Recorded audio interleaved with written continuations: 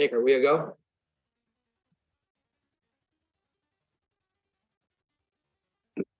Okay, thank you. All right. Let me call to order the select board meeting for Monday, February 24th, 2025. Agenda review, I will turn to my fellow select board members with respect to, I see Sally Boyle here. We on the docket, and I'm also looking for Ellen's input here too, is consolidated budget review, followed by trustees of the trust fund. Would it make more sense to do it in opposite order?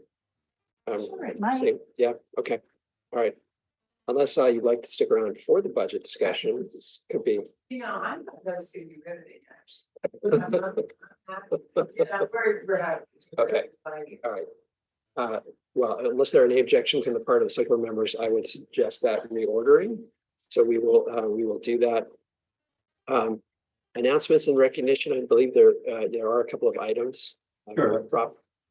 Happy to address, as is our practice, the second meeting of the month. We acknowledge those staff members who have achieved the 5-year milestones, and we have 2 staff to recognize. One, Tim Goodwin, 25 years of service in dispatch, police department, and the second is Sean Grady with the parking division, his 5th year. I do want to acknowledge that we have, multiple employees with a long history of the town. And those names are included in the town manager's report. I believe that's the extent of my presentation. Okay, all right, thank you, Rob, and thanks for those call outs, and thank you for the service of Tim and also Sean. Yes, I do want to extend a special congratulations. Yes, thank you. Thank you. Let's turn now to public comment. This is the period of the agenda when the public is welcome to address the select board. We ask that one addresses issues not already scheduled on the agenda. We ask that individuals restrict their comments to 5 minutes. Questions will be directed to the chair. Are there any members of the public wishing to speak to the select board this evening? David, if you could please come forward, state your name and address, please. My name's David Vincelette. I live at 93 Lebanon Street, Hanover. I'm a military veteran, 25 years of service. I come here because I have a sworn oath to defend the Constitution. For some reason, this board doesn't want to hear the truth, but I keep coming here and keep giving it to them, and they keep refusing to answer my questions and to do anything to help me. Mr. Hausman wrote me a letter after our last meeting and said that he was talking about the use of recycled asphalt and road maintenance and my driveway blockage. He never did talk about my driveway blockage. He just said he was going to. But in his talk about recycled asphalt, he goes into a 2005 letter from the New Hampshire Department of Environmental Services, saying that it's a legal use of dry recycled asphalt to use it on a highway without any special permits. That's all true. But he fails to mention there's a 2018 letter from the DES which found asphalt waste in Mink Brook and asked the highway department to change its policy. And the highway department has stopped dumping asphalt waste on roads where it was going into my drinking water. I have 3 lots along the brook down in Hanover. And I have 3 lots up by Moose Mountain on Old Dana Road and Moose Mountain Road that all took water from the brook. It is a crime to pollute water bodies with grandfathered in-stream uses such as fishing, bathing, drinking. It's a violation of the Clean Water Act. It's a federal crime. It's also a state crime under RSA 146. I began complaining about the polluting of Mink Brook when the gas station fuel tank ruptured, sending fuel into the brook. Next, EHMC opened with 30 acres of parking lots draining into our swimming hole. Next, it was the main sewer from the HMC leaking again into our swimming hole. Next, it was Hanover and Dartmouth establishing an asphalt waste recycling program that was cited in 2018 for polluting Mink Brook. What is Hanover's reaction? Blame the messenger. Hanover used the zoning office to abuse us for standing up to criminal behavior. Mr. Houseman erected an illegal fence that blocked our right of way for 25.5 months. Calls to law enforcement weren't responded to. Everyone from the town to government has ignored my complaints now for 20 years. Mr. Houseman even uses a letter from 2005 to defend criminal dumping. The select board shouldn't feel special. Everyone has evaded their responsibility to the public. Instead of setting an agenda to discuss crimes that involve at least 13 government officials in Hanover, the select board has sought ways to silence me. First, they reduced my time to speak. Then they said I couldn't speak during the other business portion of the meeting. All the while, they've been refusing to answer questions about pollution or illegally fencing my driveway and fire lane shut and violating our constitutional rights. I have pleaded for the town to call in the FBI. They have refused. Now the FBI is overwhelmed with current events and their help may be even less likely. But at least there's hope that with a new leader, change will come. And the New Hampshire FBI will be forced to respond to my calls for help. Currently, the FBI doesn't take my calls. The Valley News never ran a story about Hanover and Dartmouth's criminal actions, hazing an entire watershed and those who depend on it. The Daily D never interviewed me when I was chained and abused at Dartmouth's Parkhurst building for trying to speak to the president. The Alumni magazine never released the story of why I brought down the vile embarrassment of a subjugated Native American poisoned with alcohol that topped the Dartmouth plain for 90 years, hiding Dartmouth's legacy of Native American abandonment. The board needs to answer questions designed to bring out the truth after years of obfuscation. I asked Mr. Callahan about 2 questions and he finally responded to who authorized the dumping of asphalt waste. He said it was the town manager and the head of DPW. He didn't name them by name, but I'm assuming that means it's Julia Griffin and Peter Kulbaki. Is that correct? That is correct. The other question that's vital is, did Robert Houseman fence over my driveway and fire lane for 25.5 months? That has still not been answered. Mr. Houseman is obfuscated, but we have pictures of the fence in place. We have pictures, there's a videotape. It's called Siege of Mink Brook. You can look and see where my driveway is covered with blockade materials and then fenced over with a metal fence. I also want to know why the fire department refused to intervene and never showed up for 25.5 months to check out my fire lane being blocked. And finally, did the police department refuse to call in state federal assistance to enforce state and federal law? Those are all questions that need to be answered. Thank you.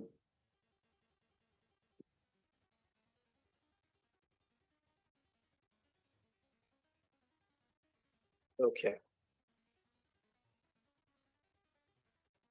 Let's turn to business requiring discussion. The first item of which will be on our reordered agenda, the trustees of the trust fund. Thank you all trustees for coming. If you would like to sit at the table, that would probably be best for purposes of CATV. If you could sit at the table, that would be terrific.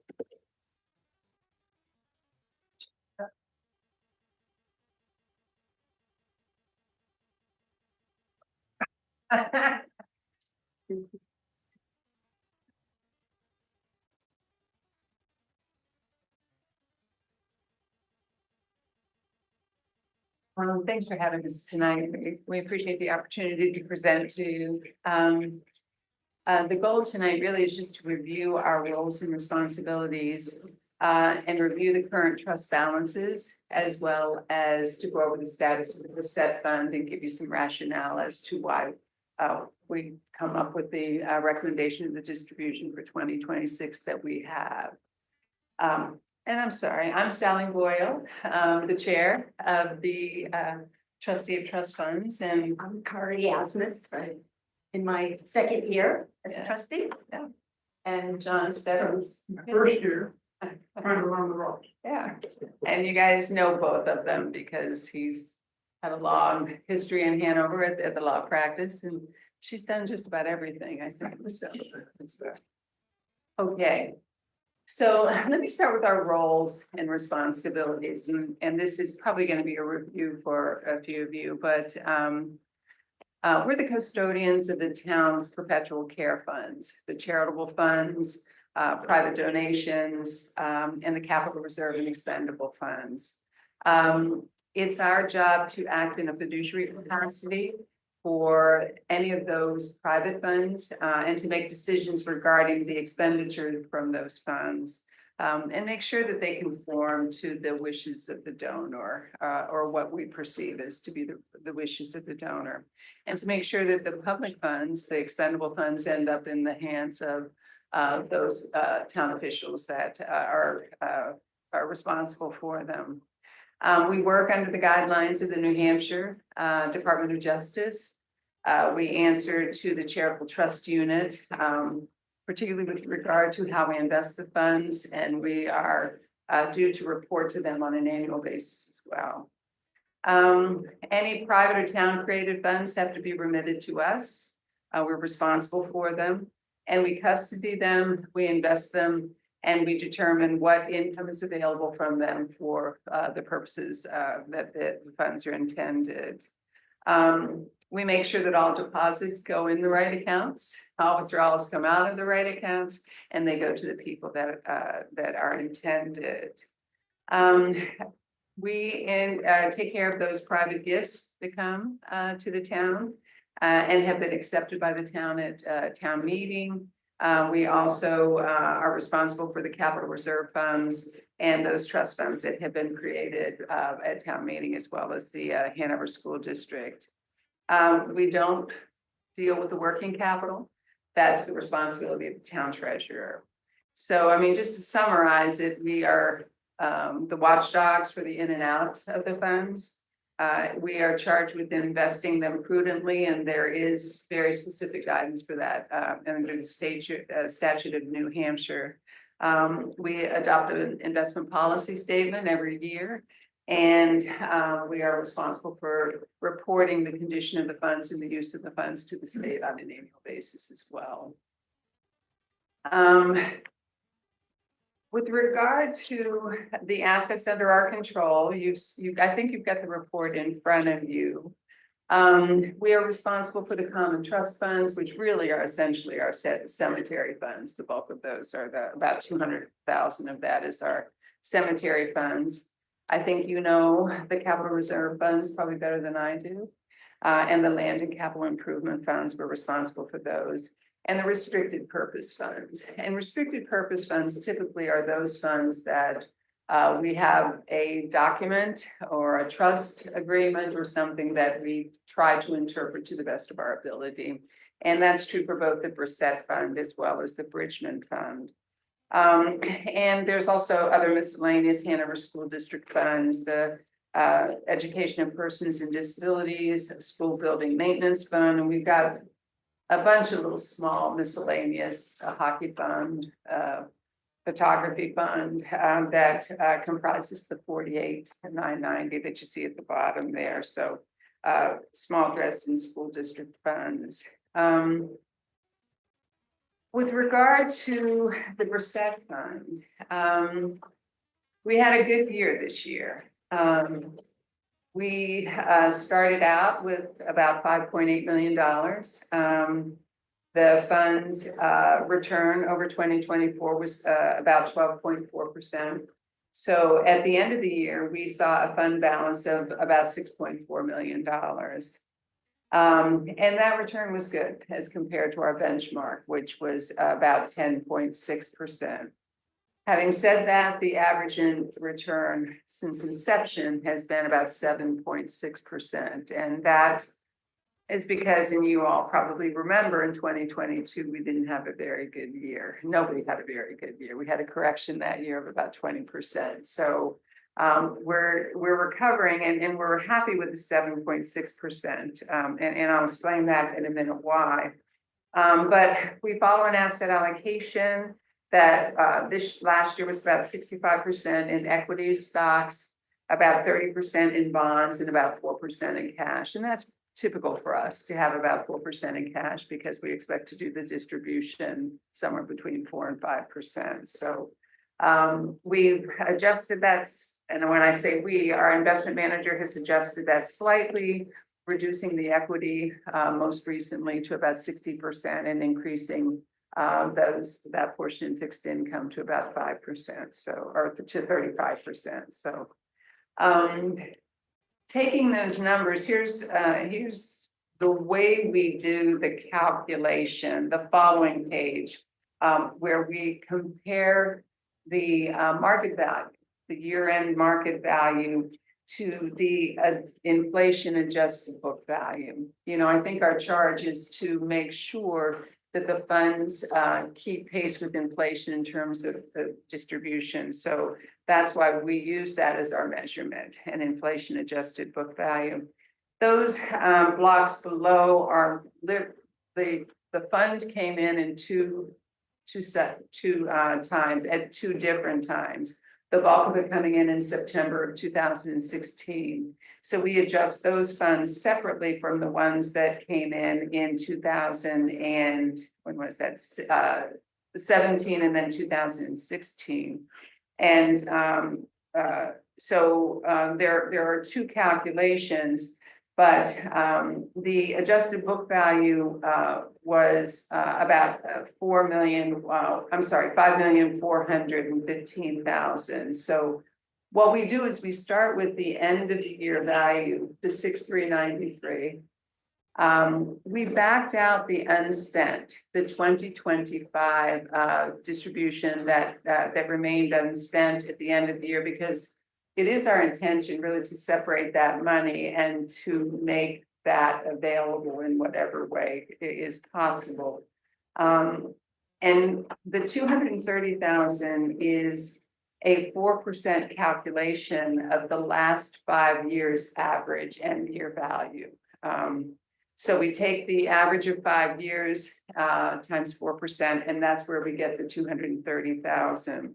So we back those numbers out to say, where are we in relation to the inflation adjusted book value? Because if there's ever a year that we find the end of the year value is below that, which is really what we found in 2022, then it's not prudent for us to make a distribution. But this year we're pretty healthy. The inflation adjusted book value is 5,415. And you compare the end of the year value that's been adjusted for our recommended distributions and last year's distributions. We've got a healthy cushion of $617,000. So making that distribution feels pretty comfortable to us. So is it kind of clear how we do that? Okay. Now, having said that, we're gonna make.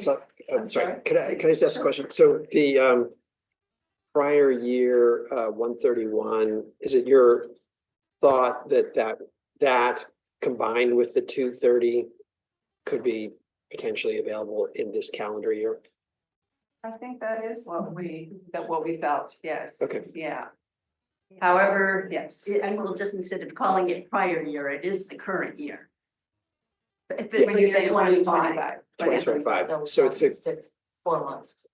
Done that 130. Or carry.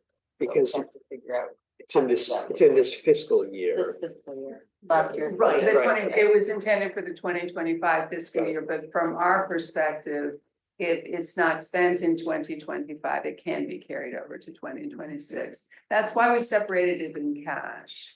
I think we have a general feeling that if you come to this time of the year and there are not programs that have been identified, that the trust document itself says that these funds can be accumulated and carried over from year to year. So we don't want anyone to feel pressure to find a way to spend the money. We would prefer that. And that's why we separated in cash. to make sure that, and back it out of our calculation, for the, in comparing it to the, inflation adjusted value, because we do want to make it available if it hasn't been spent. Although, and this would be Ellen's bailiwick, but you do have to worry about the appropriation authority for the appropriation expiring on June 30th. So if it is your intention not to spend the entire 131,000, say you think that between now and the end of the fiscal year, you would maybe have a use for 20,000 or, whatever amount you thought.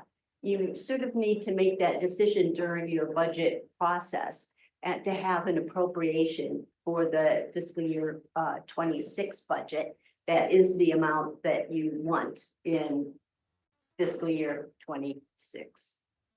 Because if the authority expires, then our ability to disperse the money also expires. So any potential carryover should be factored into the authorization for FY 26. Yes, Okay. Okay. I'm glad Right, there's thank an you. answer for that. It seemed to me like should be some. yes, but I would turn to Ellen to confirm that that's the way that would make the auditors the happiest. Correct, and two things would happen. First, by the time we finalize the budget, we would need to have that final number.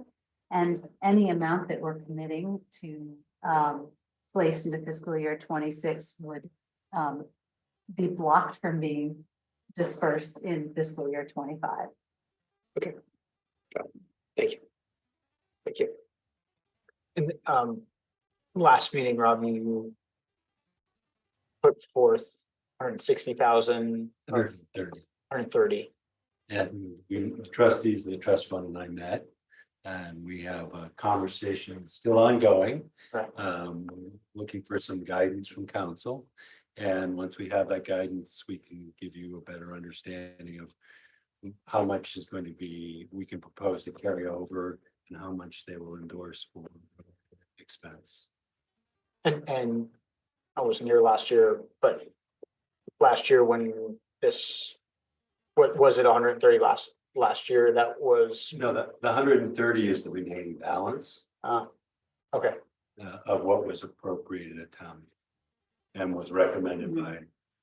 So I think the total amount was 131,000 for the current fiscal year, of which 0 has been committed or spent.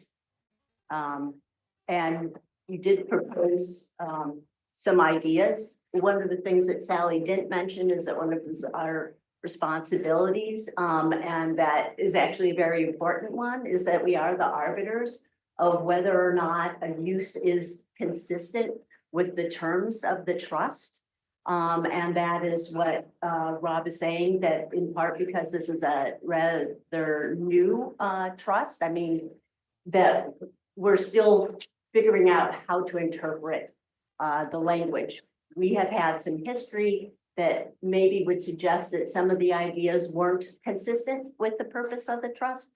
And that's what we need to figure out. And that is absolutely our job. And yeah, will rest with us.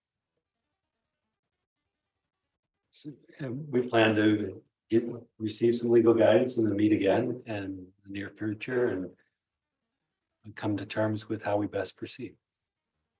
Okay, so arbiters, but we also are seeking legal counsel. So that we all can be on the same page and have the same understanding of what the purpose is.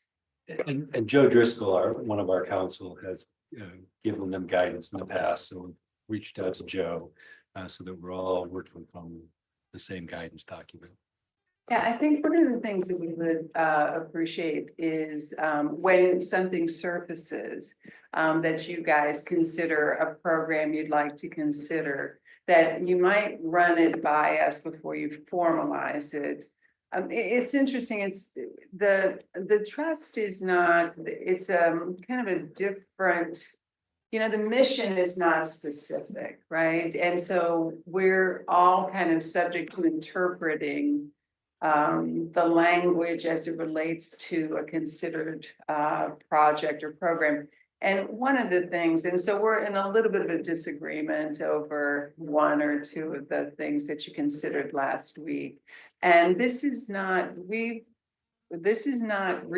unusual. We've had this 2 or 3 times, and we've had the council actually tell us some of what we had funded in the past, he wouldn't have advised, you know what I mean? So it's kind of an educational process.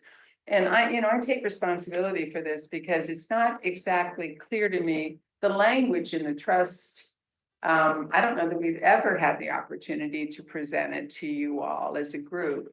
And I don't know if, and we've got a couple of new members and a brand new town manager. And so I think when you surface something and you think this is something that we'd like to consider, it's probably healthy for us to have a conversation either before you vote on it and approve it, just so we can give our input, because I think it's, we've spent a lot of time with this trust document, actually, believe it or not. We've spent time with the guy who authored it with Anne, the attorney who wrote it, because it's not always clear what seems to conform to the trust. And so this is healthy that we're going to have a conversation over this, because we learn every time that we do. But if you want the language, I mean, I could read it tonight. I don't know if it's appropriate to read it, in a public fashion. But if you want to, I don't know if you've even seen the language of the trust. I think we have, but. You have, know, but it's been 2 years. I So, know. so maybe you could forward it to We'll Rob. forward it and- again. And we'll circulate it. Yeah, internally, because so- you got some new members that, and I went back through my records, and that's what I mean, I take responsibility for this, because I think it should have been something maybe we send every year as a part of the package, right? Just to remind us of what the language is, and especially for new members. So we'd be happy to forward that, because the goal is really to get this money out. That's really our goal, and to do it in a good fashion if we can. So, but my only other fear, and this is the last comment I'm going to make, is that someone's going to look at that 617,000 and think that's a lot of money, our cushion. So what we try to do is we try to say that while that's a pretty healthy cushion, we are approaching to where the fund on an average rate of return is meeting our need, which is inflation, which we know is about 3 or 4%, and the intended distribution. So we're getting to the point where approaching an average rate of return of 8%. But we also are pretty mindful of our market correction in 2022, which about $1 million evaporated. So all of a sudden the 617 doesn't seem like that much. So that's the first question I think people ask is, that isn't that a lot of money? I mean, even Kari asked it in the meeting, why are we retaining it? And that's really what we do, why we preserve the 4%, because I can forward this study to you too, but it's been demonstrated that on an intergenerational basis, and this is a perpetual fund, that the document says specifically that the intention is for it to be perpetual. A 4% distribution rate on a 5-year average yields the healthiest distribution over time. So we are retaining that for that reason, is just to a little cushion against a market correction. And also beauty of compound interest. So any other questions or comments? Just thank you for spending so much time with the documents and thinking about, the distributions and what makes sense. Very My forward. pleasure. Yeah, absolutely. I didn't get a chance to say. I didn't have any pushback. Thank you for Okay. coming. Thank you, Thank you very John, much. Sally, Kari. Thank you very much. Okay. And do feel free to stick around for the budget discussion if you'd like. Let's turn to that now, and I'm turning to Rob and Ellen. Thank you for putting together the memorandum and the table. I wanted to start with, Ellen's done the heavy lift with our department heads and really worked through all the issues. I think we're in a good place tonight to present the consolidated budget. And with that, I would like to turn it over to Ellen. It can, if you'd like, project it up on the wall, old school and LCD projector. The room is being prepped for the Zoom room conversion, which will take place within the week, possibly 2 weeks. So we're moving fast on that, but I do have. Are you intending to use it in any event for the Next TIF? presentation. So yeah, if you don't mind, thank you. Thank you, Rob. Yes.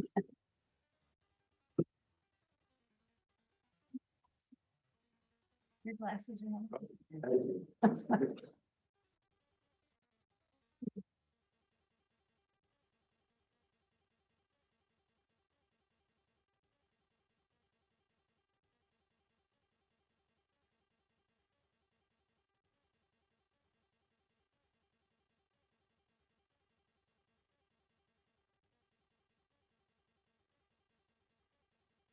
Thank you, Rob.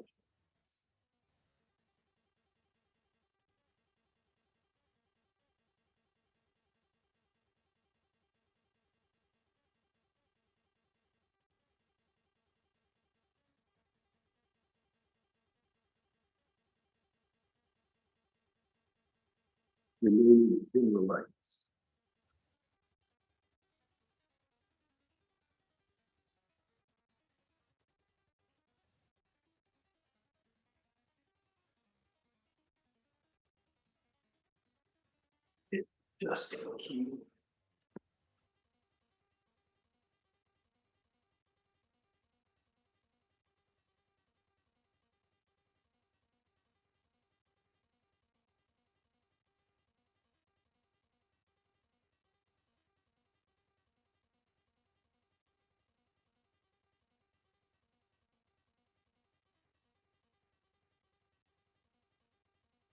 So I think probably what we can do, Rob, is I'll just walk through the upper section. Oh. And then we can sort of focus on the numbers down below. But as Rob said, this really is a consolidation of all the hard work that all the department heads did. It's a consolidation of the budgets that they presented. And tonight we are focusing on the general fund budget. Next time we come back, we'll have more detail and we'll go through all of the funds. At this point, I can make a few comments on the other funds, but we haven't made any significant changes to what was presented to you over the 3 nights over the last couple months. Again, just sort of going straight to the punchline, you can see that this analysis results in a 5.3% increase to the general fund tax rate for fiscal year 26. Now, there are a couple of really important data points that's predicated on. And, starting with at the top of the memo is discussing the net assessed value that's assumed in this calculation. As we've discussed, there will be a revaluation that will be complete for the second half 2025 tax bill, but really to provide a logical comparison to the fiscal year 25. This analysis really just assumes brick and mortar additions to our tax base, with one very important large addition, which is the roughly $17.5 million of additional value that's associated and created by the West Wheelock district rezoning, which will enable higher density. So that additional net assessed value is included in the calculation of the 5.3%. If that is excluded, the increase in the tax rate as the numbers stand today would be 5.9%. And is that based on just the 25 West Wheelock going into operation? Or kind of what is the? So I think if the zoning typically is evaluated after adoption. However, we had nothing to base the changes on until we received an application for 25 West Wheelock, where we could start doing some benchmarking. And it was felt that if we did the zoning adjustment in the first tax bill, it would meter it out a little bit more. It would give advance notice and warning or to the property owners on West Wheelock that there is a change, and that the reval will also reflect a bigger change. Oh, okay, so it's for the whole corridor, The whole board is not parcel specific. so it's based on the fact that they're all now worth more because they can be rezoned. Correct.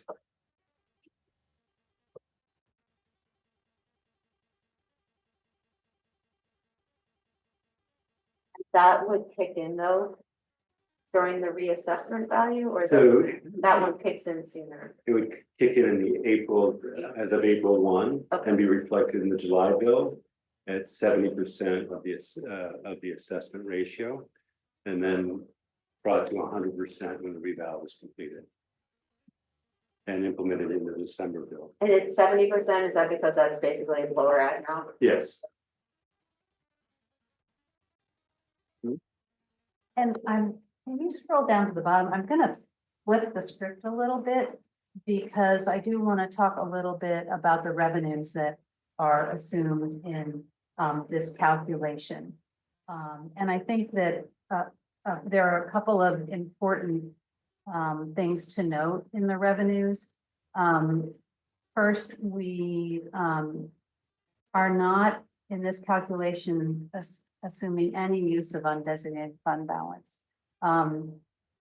There will be some usage by warrant to make the deposits into the municipal transportation fund and a couple other funds. But this is a pretty big departure from what we've seen over the last couple of years. Now, we do have some increases that we have built in. We do have an increase of $250,000 over last year in building permit and fees to account for planned projects. An increase of $200,000 in motor vehicle registration fees. That's really taking a look at our year-to-date activity in fiscal year 25, and then sort of projecting out, and a very significant decrease in the Parks and Recreation revenue. And again, that's to a great extent offset in costs, but that's the removal of not only the daycare center that was proposed for fiscal year 25, but then, you know, the impact of the middle school sports coming out. And that's really where that reduction is coming from. Another couple of items really to call out in these calculations today. It assumes a flat assumption for short-term interest to the fiscal year 25 budget. And that budget is $600,000. Now, I would project that for fiscal year 25, we will come close to the revenue that we saw in fiscal year 24, which was in excess of $900,000. This is a very cautious, I was going to say conservative, but I'm just not going to go there. So this is a very cautious approach to budgeting for that revenue. And I think it's something that we need to discuss because the benefit is if we end up with rate cuts, that will account for that. The downside is that if inflation remains high and the Fed chooses not to make rate cuts and our interest rates remain high, now we will be adding to our undesignated fund balance, which isn't necessarily a bad thing, but we need to balance the taxation and the tax rate increases with anticipated revenues.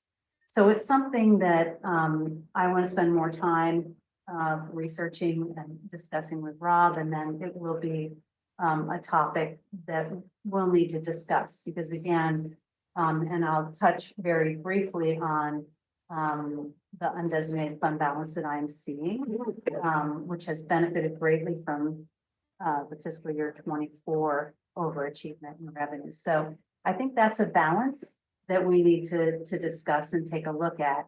And again, it's a little bit of a different conversation that we've had over the past couple of years, but I think our treasurer has done an excellent job of deploying our free cash. And I think that that we have benefited from that, but I'm a little bit reluctant to count on. So the other revenue in this budget that's important to call out is the meals and rooms tax that we get the distribution from the state of New Hampshire. Now, year over year, from a budget comparison standpoint, the fiscal year 25 budget was $950,000, and this budget includes $1 million. However, our distribution for fiscal year 25 actually ended up at $1,133,000. And so the $1 million included in this budget, it is a reduction over our actual. I think there's risk and uncertainty in that. So, those are, I guess, opportunities and risks both, but wanted to make you aware of that makeup of this budget. Is the state of New Hampshire line, is that the meals and rooms? It is in combination with the highway block grant. Okay, great.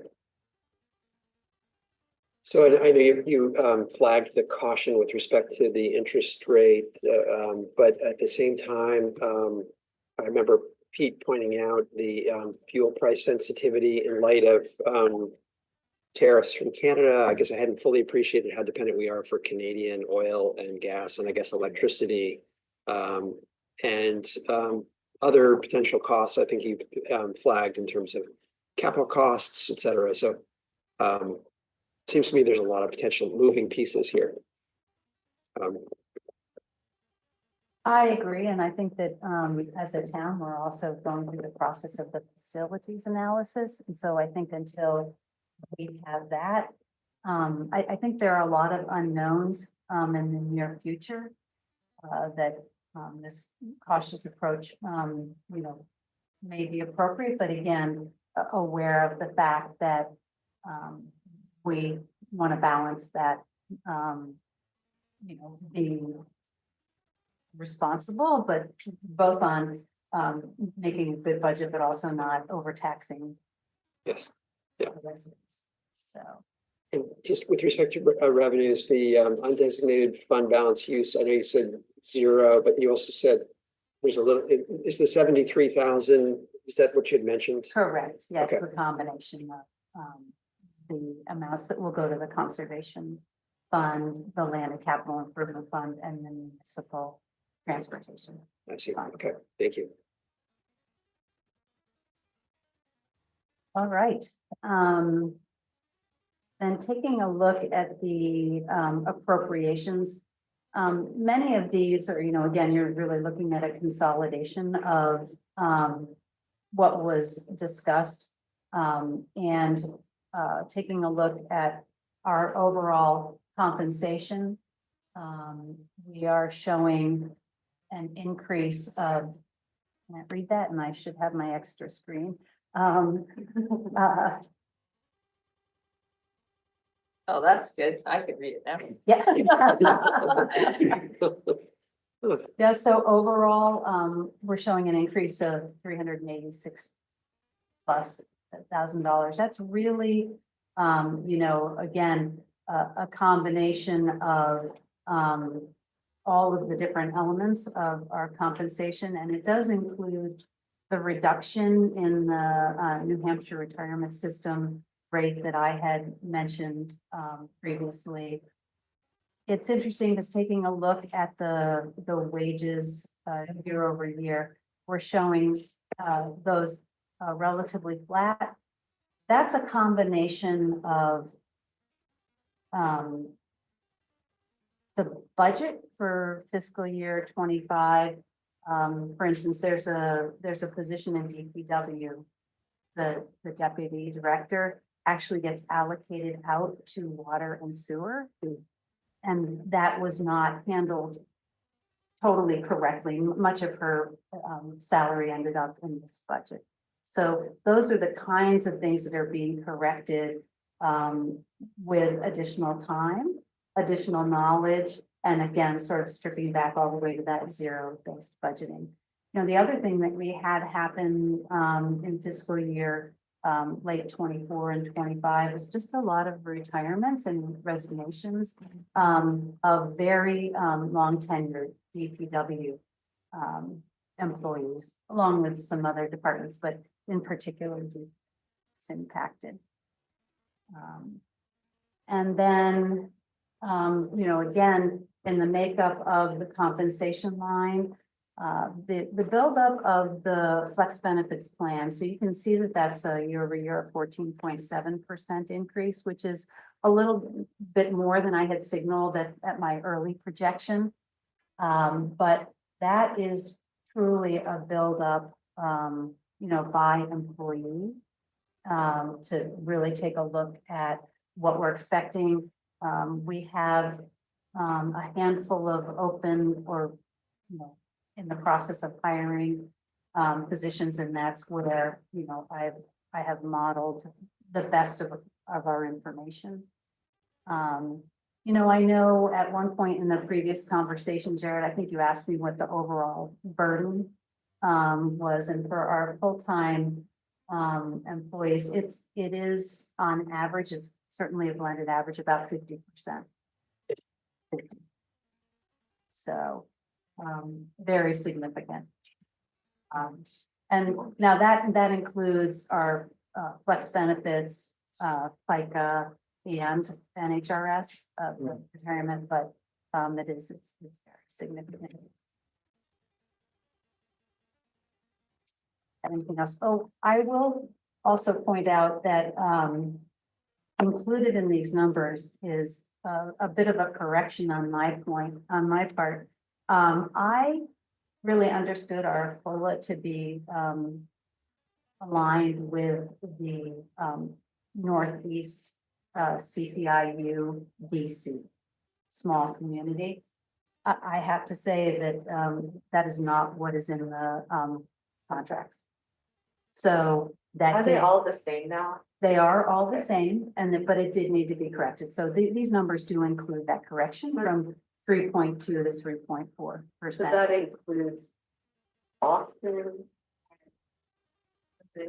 Work as well? No. Just Boston, really, So, is big, yes. Boston and Manchester. Yes, yeah, I would have to look it up. The BC is communities under 2.5 million. The Northeast. So what was not in the contracts starting for fiscal year 25 was that language.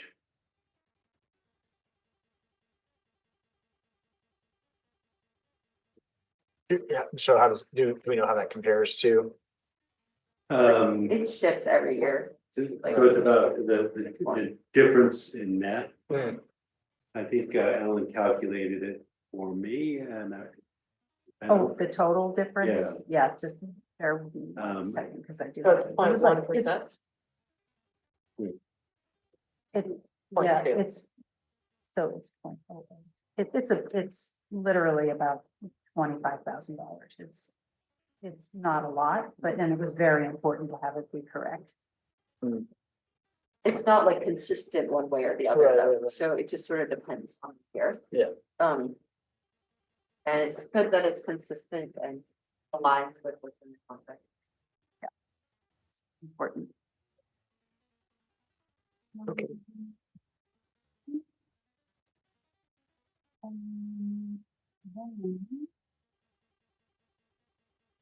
I will also call out one change that I had when I did my early look. I did show an increase in our debt service. My bad. That really, for the general fund right now, the debt service is on the bridge repair loans, and that was included in the 25 budget. So it's not an increase, but just calling that out. Ellen, that's all we've got for debt service now? I'm sorry, That's all we have for debt service? For general in fund. the general fund. The debt service is on the It's moved over to water. water. Yeah. We have water, sewer, and the parking garage. So, Still have debt. But all those service, other not ones have debt expired. service. We had a lot that so expired. for instance, the parking garage, I actually have my. No, so I'm sorry, Ellen, that's not what I meant. In the past, there was much more debt service. Oh, there was much more, just as recently as 24. Yep. We had the $100,000 going to the school district. Yep. We had the RW Black. So yes, for now, in the general fund, that debt has rolled off. And I am, Time to borrow more. That's what I was thinking. Stay tuned. Next agenda. and certainly for our next meeting, we'll have a full debt schedule. I'm working on that and have put most of that together. Just have some questions for Christina, because that debt schedule will be forward-looking as well. And so, with the large water and sewer bonding that we did, sort of scheduling out when they are anticipated to come online. The other thing that we'll see for fiscal year 26 with the first principal in fiscal year 27 is the fire truck. So I'm currently working on that. Can you remind us of the level of the undesignated fund balance, both as of last June, and then I guess any projections that you can make? I do, just bear with me 1 second. Yeah, our projection for the June 30th, 2024 undesignated fund balance was 3 point.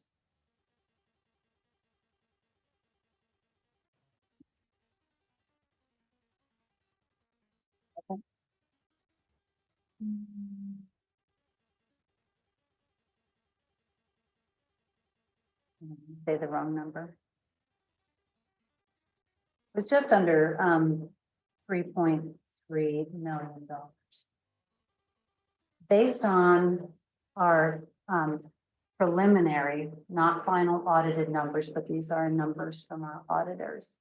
I'm projecting that the June 30th, 2024, so our starting point for the undesignated fund balance will be just under $5 million.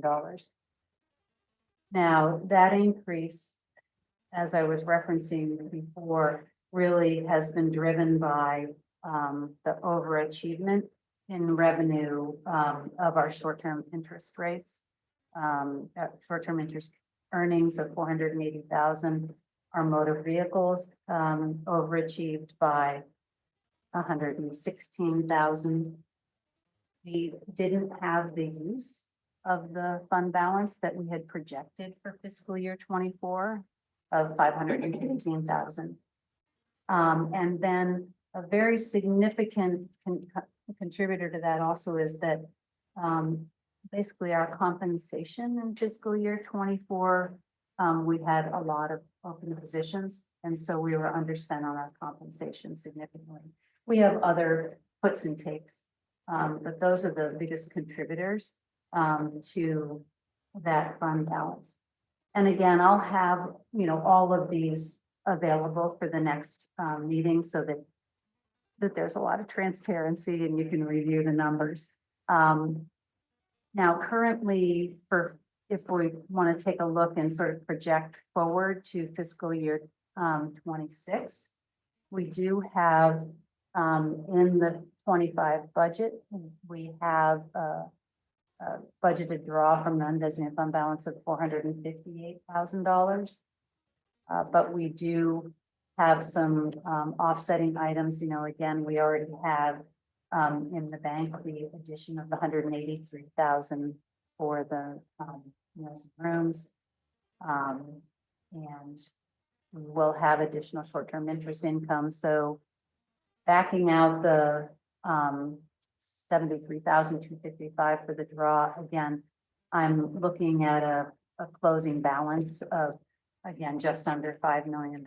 And that translates to a 27, in excess of a 27% fund balance. 27? That's huge. Yeah, it's huge. That's your. And so, and again, I've worked with these numbers, they're important numbers, so I'll go back and walk through them again, but I think that just taking a look at, if we set it at 15%, this really is in excess of about $2.7 million.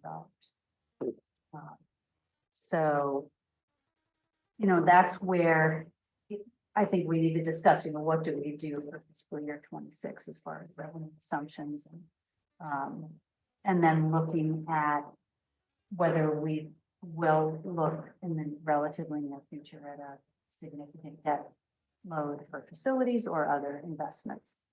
Yeah, we talked about 15% for bonds, but did we change the policy to go up to 15%? The policy for use of, for retention of undesignated fund balance? Yeah. I don't think we So I changed. thought the it is policy. a lower band.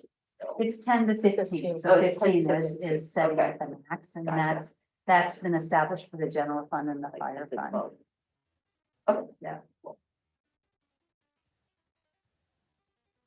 Questions, other questions? And let me recognize Rich Greger from the Finance Committee. Thank you for coming tonight, Rich. Rich, do you, are you okay sitting at the Yeah. table or, okay, yeah, okay, A little sick, so.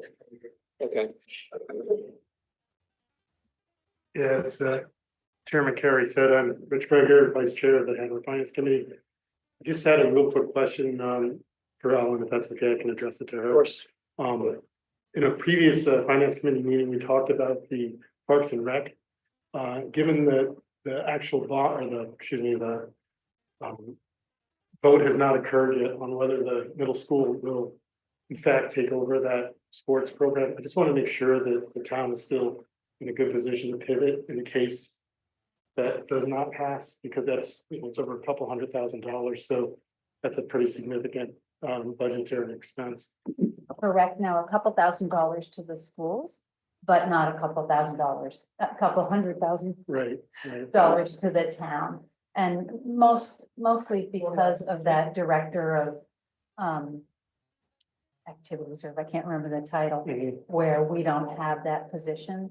But it's a great point, Rich, and I will make sure that when we have our next round of meetings, that I can speak directly to that. Yeah, I just want to make sure from the staffing point, it's because it is a little bit nebulous as far as how that goes. It doesn't change our staffing, Oh, it changes our expense to support this. Program. I think we presented to the Finance Committee those numbers for about $23,000. Something like that. Thank you. Yeah. And we'll know Tuesday. Right, right. I So we'll know that before we go to budget, Because there's so. still time. Yeah. to be Yeah. able Right, to yeah. pivot. So, We have it in the back of our head. Okay. If it doesn't move forward, we can include it in our budget. okay, It's a good point. Thank you. Good. that's Okay. it for now. All right, thanks, Rich. Yep. Any other questions from select board members?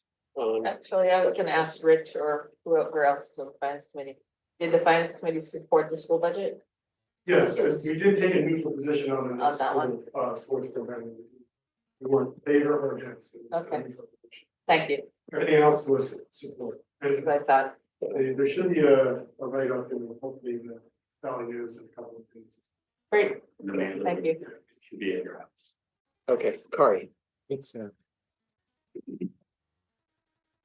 So Kari asked this, but speaking just as an individual, but as one who does sit on the CIPC and is always interested in how we can maybe be budgeting and thinking about big ticket items that are coming down the pike. And, you know, just now hearing about the very healthy undesignated fund balance, I wondered if there was any consideration of taking some of that money and putting it into capital reserve funds, such as the building capital reserve fund, which we know because of needs of the Howe Library that were not built in to the capital reserve fund does not have a balance to cover it. So I guess the question is there consideration of putting some of that money into a capital reserve fund?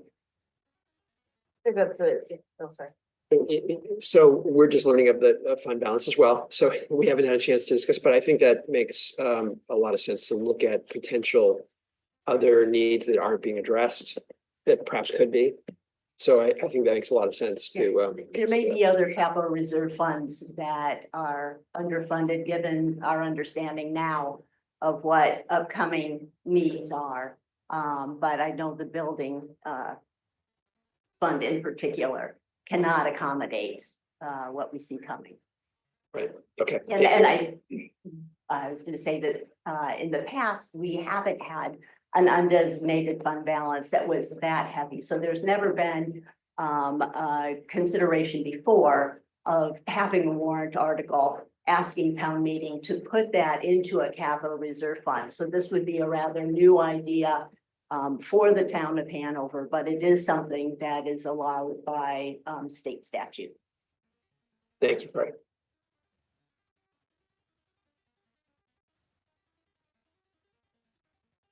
Other questions, comments? No, okay. Helen, anything else to add? Nope, I think that sums up for today. Okay, I think, I was gonna say that, I'm sorry, go ahead, you say it first. I was gonna say, this one page is really awesome. Like, this is really clear and I could understand it as long as I was wearing my glasses. But no, it was really, thank you. Yeah, Ellen, I've been to a gajillion of these meetings and this is probably the most comprehensible. Thank you.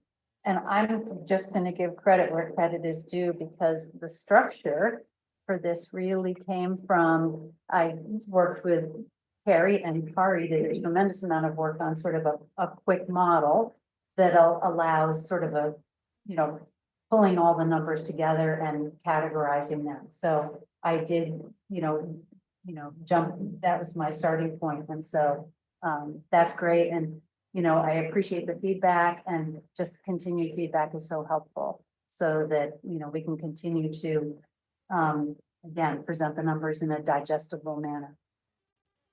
thank you, Ellen. So we'll look forward to next time. You'll bring in fire and water. Okay, All the different funds we'll discuss, we'll have, and, when we put together the agenda, we'll have the flow and we'll step through, so we can connect all the dots. okay, thank you. All right. We will move from fire, water to earth. Specifically the earth surrounding Wheelock and Main Street. And a discussion of a TIF, and Rob, you sent this out kind of late, but thank you for making it available.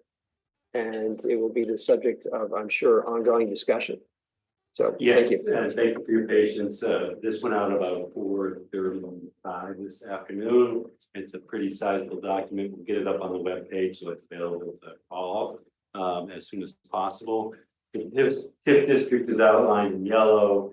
It's designed to address infrastructure needs both in West Wheelock and in South Main. And I'll walk through the concepts. I'm just, go ahead.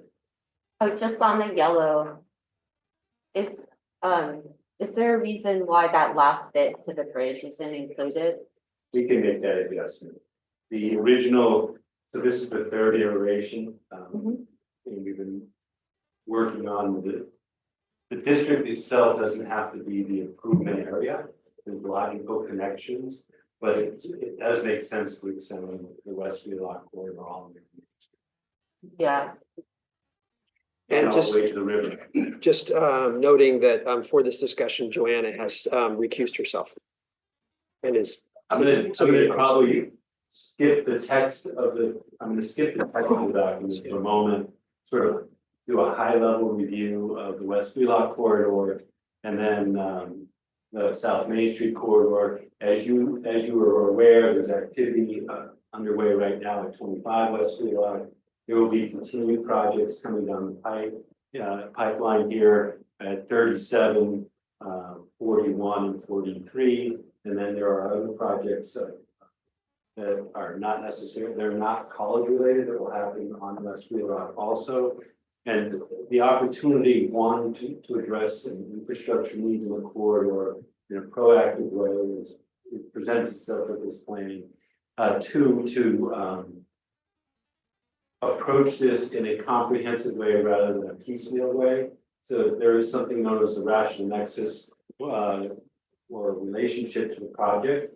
The project itself can't be held to be responsible for the whole corridor upgrade. So they have the ability to impact a cut in the street, impact the sidewalk. And what we'll find is if we don't address this in a comprehensive way, there'll be piecemeal segments of this corridor addressed as part of the project improvements, and then the town's going to be responsible for everything else. So with that in mind, this plan is color coded, and it's hard to see up there. My screen is much brighter. The blue represents on the north side shared use path and a tree buffer. The orange represents some improvements to the travel lane and protection area, the turning lanes. The brown includes a bike lane and some tree buffers and some sidewalks. So I'm going to walk you through the existing conditions with this map. And if you were to start from the riverside heading east, it's the best way to view this. North being the top of the page, north of the road, the top of the page, south of the side of the road, bottom of the page. At 37 through 43 Wheelock, what you have is a travel lane southbound. Actually, this is proposed. This is proposed improvements. You have on the north side a bi-directional mixed-use path, and then a travel lane with a share road. And the reason for this is the high confident rider probably will be in the right of way, in the travel way, not on up or sub. And then northbound or eastbound, we have a 6-foot bike lane protected going up the hill and a standard road travel lane. Rob, is Excuse me, that protected or Yeah, what's buffered? protected mean? It's buffered. Buffered? Aided buffer, not protected.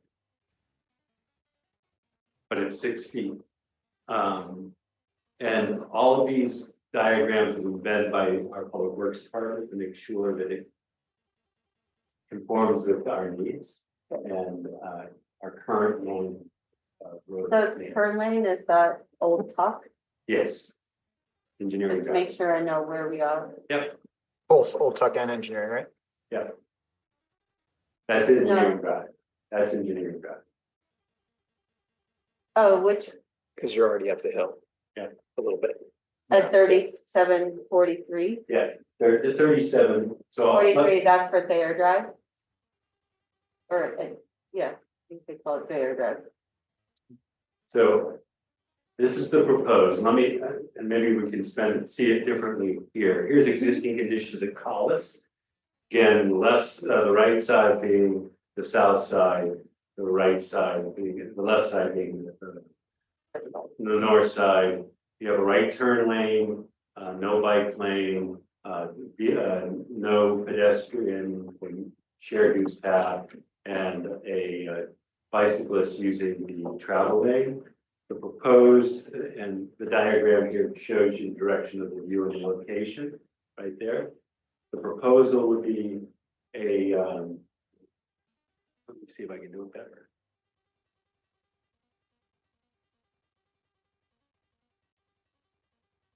So the right of way is here. And here, the existing road width is shown in this light. So the curb line moves to the south. in both directions. The center line of the road shifts slightly. There is a bike lane added. There is a sidewalk that's expanded from 4 feet to 5 feet on the south side, a 10-foot shared use path, and maintain the parking, and a 13-foot travel way westbound with Shero. Again, shared use path and Shero.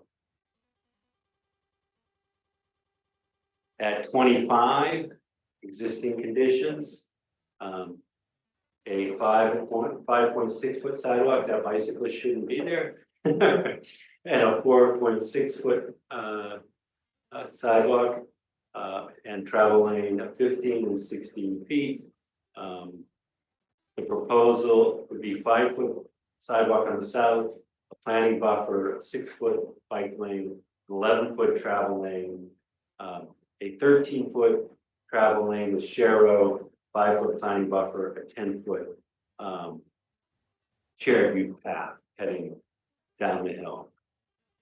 The existing condition at 37, again, the right of way on both sides. We have a sidewalk that runs approximately 6 feet on both sides, 6.5 feet travel lane heading east, a turning lane of 9 feet 10 inches, and a travel lane of 15 feet 5 inches. And that does include a bike lane. Sorry, that graphic isn't 100%. And the proposal here, again, is a shift of the curb line to the north, slightly narrowing the road, creating a 5 foot sidewalk, a 5 foot planting buffer, a 6 foot bike lane, 11 foot travel lane, an 8.6 foot turning lane with an outside full width of 11 feet, and a 13 foot travel lane with Shero, planting buffer, 10 foot shared use path. And that's zoom in a little bit so you have perspective. There's Fair Drive looking at that cross section up the hill. So what's important to note in this particular diagram is this requires right-of-way expansion into the college property. And to accommodate all of this improvement. The scheduling here, let me start with, this is conceptual. The idea would be to put forward a warrant article to establish a TIF, create the committee, refine the designs, and present to a future town meeting the formal design and the budgeting, the funding mechanism to move this project forward. The concept here is a construction phase starting April 15th, 2027, with the final phase completing in 2029.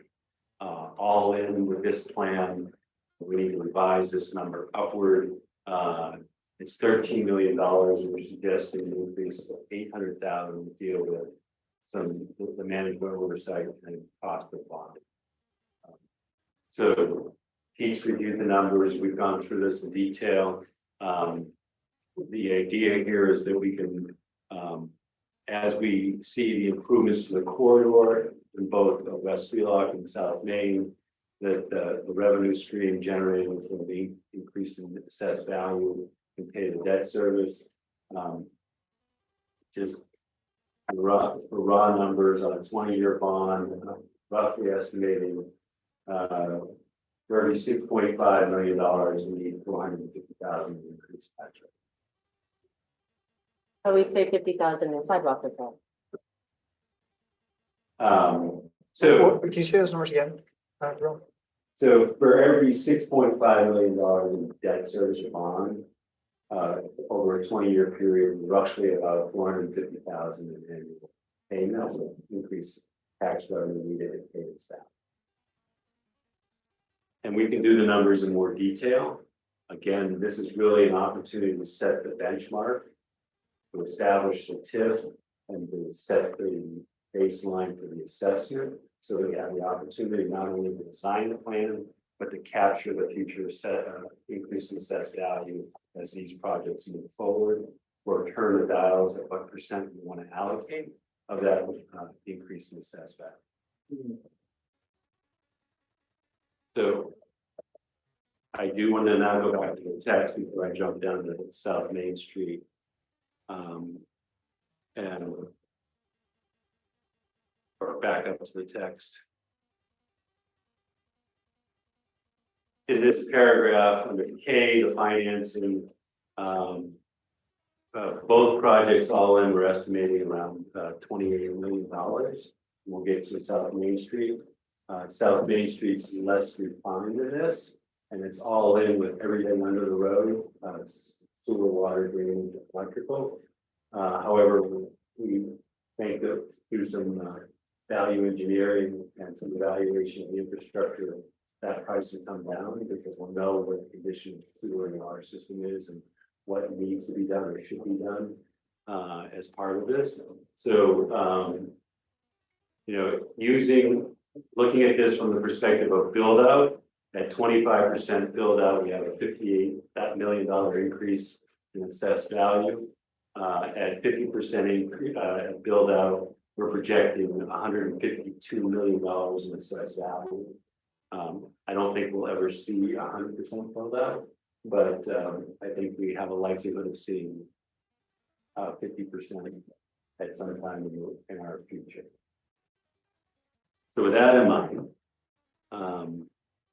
And Rob, the increase of 152 million in assessed value, that's just based on new construction on West Wheelock and part of possibly a project on Main Street as well. Yeah. Okay. We're working with a developer on at least one project. Yeah, I know that's one of them. But I just want to make sure that we're not assuming that having better sidewalks is going to increase the value of our land on Main Street. No, but it'll create the opportunity for more development. So those who wish to redevelop use the maximum height. So right now, looking downtown, most of our buildings are less than 40 feet tall. And all of the downtown is permitted to go to 55 feet. I would say a significant number of buildings are 35 feet or less. And some of our buildings push back from the road right away and have the ability to infill and look at a different use approach to their building space. Residential. And when I say residential, the interest we're seeing is not for student housing in the downtown core. It's for other occupants. Right. And if I did my math right, to cover that $28 million in total, just by net revenue from the increase in assessed valuation, we would need $120 million. So, on to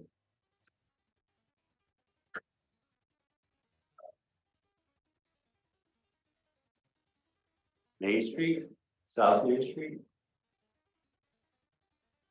I have up above a concept plan that has gone through some vetting, but it's one of 3 concept plans. This is option 3. It really walks you through from the intersection of North Main and Wheelock south to Lawrence, I believe, or at least Maple. And the improvements include the conversion from diagonal to parallel parking, expansion of sidewalks in a significant way, allowing for the commercial users to have their use adjacent to their building rather than in the street, and create a public space without having to walk through that semi-private space of retail or a restaurant. And in this plan, this is an open streets concept, so that the street could be closed for a block party or something else on an occasion. So that the whole area within the South Main Street could be used as part of that space. It includes sharrows, share these bike lane arrows, so it tells the user in a vehicle or on a bicycle or micro mobility device where they belong. It also includes a bike box so that a bicyclist or micro mobility device would be in front of a vehicle at a stoplight. It includes a realignment of the Allen Street crosswalk, so it's not at a diagonal. It improves the bus stop at that location. And from Lebanon Street South, you'll see the creation of potential creation of bike lanes or separated bike path, in addition to the bike box improvements down past Maple to the CVS area where we'll rejoin the bike lane heading down the hill. I think we should be careful to not mark those as bike lanes down the hill, because they're not. Like, unless we're gonna mark them as bike lanes, they have not been marked since I've lived here. And I think, I'm not sure that they're 5 feet against the curb there. So what I have up on this screen is the cross section. Maybe I can get a better cross section. Bear with me.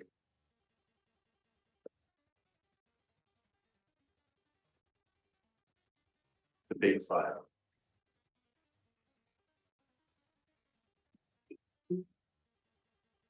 I thought you gave me a white page. No, it's a huge file. It should be there.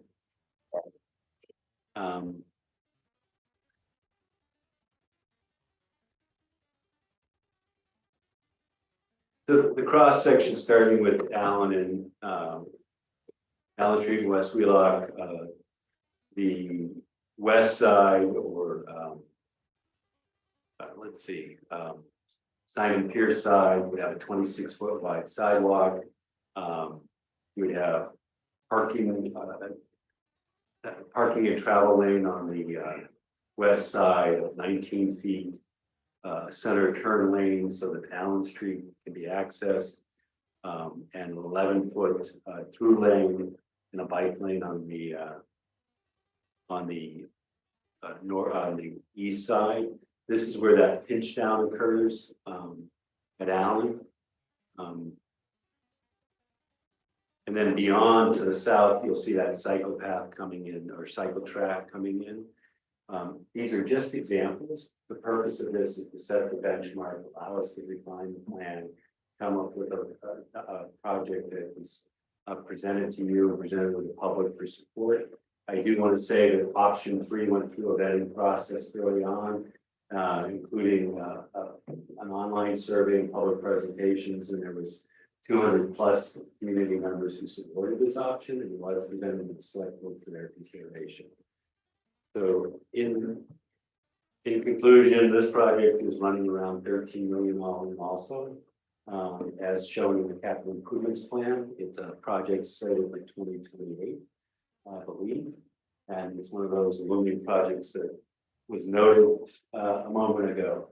So the opportunity here is to look at a way to make these improvements, not on the general fund tax rate, acknowledging that the increase in assessed value would be going to the general fund otherwise, but this is an opportunity to fund this separately distinct from the general fund tax burden. Questions? Thank you, Rob. So can you share with us the historical perspective on the town college precedent with the McLaughlin cluster, life sciences building, which clearly I'm sure must have put a demand on town infrastructure, and we didn't go down a road of TIFs. I understand the life science building would not be taxable building, but the McLaughlin. So can you just give us a sense of how we've dealt with these sorts of issues in the past and what makes this different, if anything? McLaughlin cluster and life science both predate me. Right. And I will say that most everything that I'm familiar with, and what I'll refer to are sidebar agreements with the college, where as we move forward, and the ones that I can speak to directly, are things like, the College Road, sidewalk that was extended vehicle path elimination. That was something that we worked on for a few years with the college, it resolved, and the college, and the town had some cross easements. But the improvements were made by the college in that case, to address that deficiency. The College Street improvements in front of, Garden Hall, were a sidebar agreement associated with, the college's right to use, access their project from college, from Observatory Road, acknowledging that the sidewalk would be closed and damaged, in exchange for the college paying for the, material for that improvement, and the town putting in labor. Again, these are sidebar agreements. The improvements by the Hopkins Center, museum, that one's dates back to 2016. That's been languishing because we couldn't come to terms with it. And oftentimes what we find is that the staff that we've negotiated with may not be in a position anymore that manages that element. And we don't have a clear agreed upon package. This approach takes all that off the table, allows us to address what will be deficiencies in our right of way in a comprehensive way, with a financing mechanism that's outside of these sidebar agreements that are guaranteed. Moreover, I don't believe the college would undertake a project of this scale within our right of way, without some ownership stake in it, and it wouldn't be of this magnitude because they're not the sole owner of that right of way, and then begin to improvements to the benefit of the private property. And I will leave it as this. Well, I think that put it all in the thing. Okay. I will leave it at this, that by adopting the TIF, we set that benchmark and we enable us to go forward. We don't commit us to go forward. It requires another vote at town meeting to authorize the plan, the final design, and the funding mechanism. And if we don't go forward, we dial it back and put the money back in the general. Got it. Okay. Thank you. Looking to my fellow select board members for questions, comments. What is the total loss of parking? 37 spaces. On plan alternate 3. What was that? On plan alternate 3. Okay. And what was the loss of spaces when we had this past summer, all of? Parklets? Yeah. It was either 20 or 22.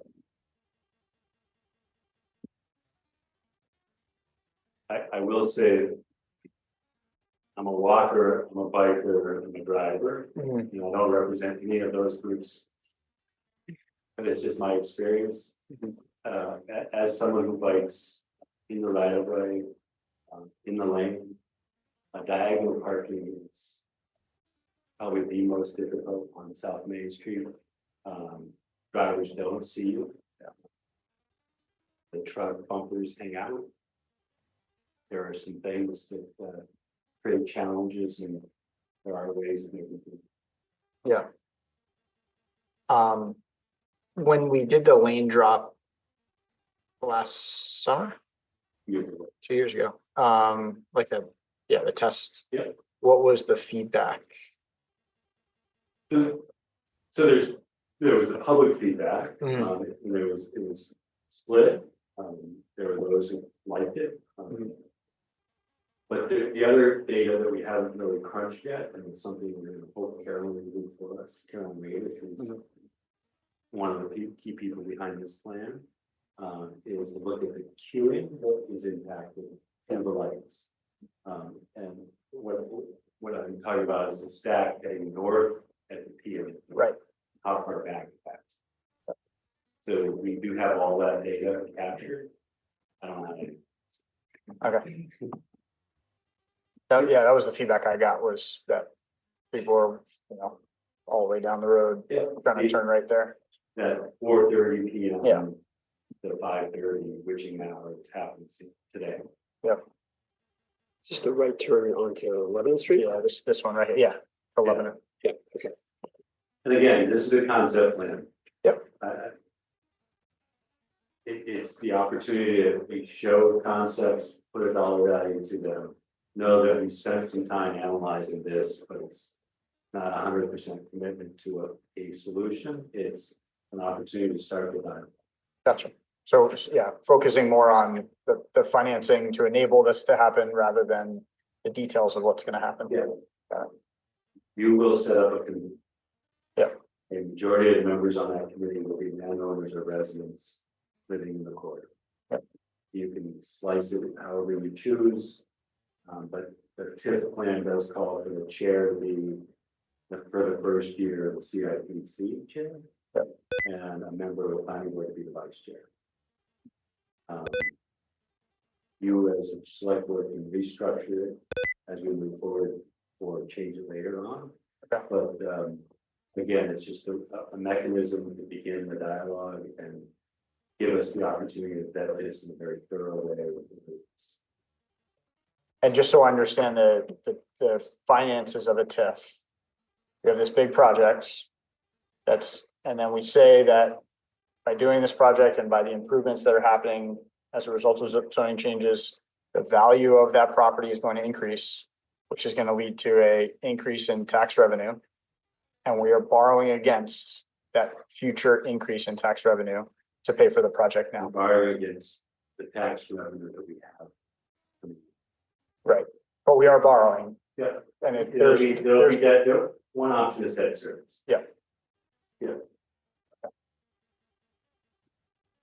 The other dynamic that we should maybe talk about is, I think that currently the town portion of the tax, overall tax is about 30%. But my understanding is under the TIF, there is the potential or not to use some of the funds that would otherwise go to the school tax or the county. So that's the other 70%. You could sweep 100% of it or a portion thereof. Now, the county and the school district might not like that, although, I think given the nature of the residences, Right. You could there's a question of, well, how much demand is that putting on the school district? Right. So, that's a dynamic that we should discuss and I would say that the school district does have an impact on the general fund. It does have an impact on the tax rate. But they will be funded regardless of what percent of the TIF you sweep into. Or the tax rate you sweep into. Tax increase. Right. That you sweep into. Yeah, and just, my concern as both a business owner and a landowner personally is the taxes going up, which are already pretty significant on Main Street. And I think one of the things that keeps younger, more entrepreneurial businesses from coming to Main Street is that the tax burden is super high. And this is only going to increase that. So we've looked at. We're trying to analyze the tax impact. What we're forecasting is the increase directly attributable to increase in residential space. Right. There is no increase for the commercial space. It's pretty static. Okay. So in other words, as a restaurant on Main Street, I'm not gonna see a tax increase or a big tax At increase. some point, it's gonna be so awesome that the rents are gonna go up. Right, So you gotta, guard against awesomeness. right. Um, And I mean, I realize like having all these people living downtown, that it's gonna be, it has the potential to be really good for the downtown.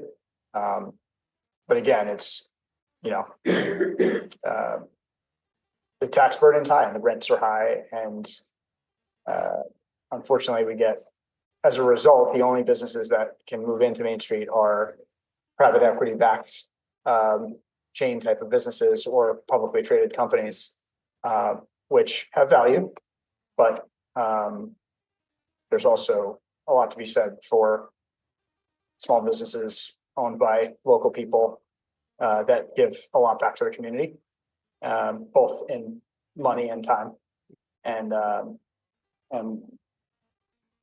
keeping Main Street scrappy is important.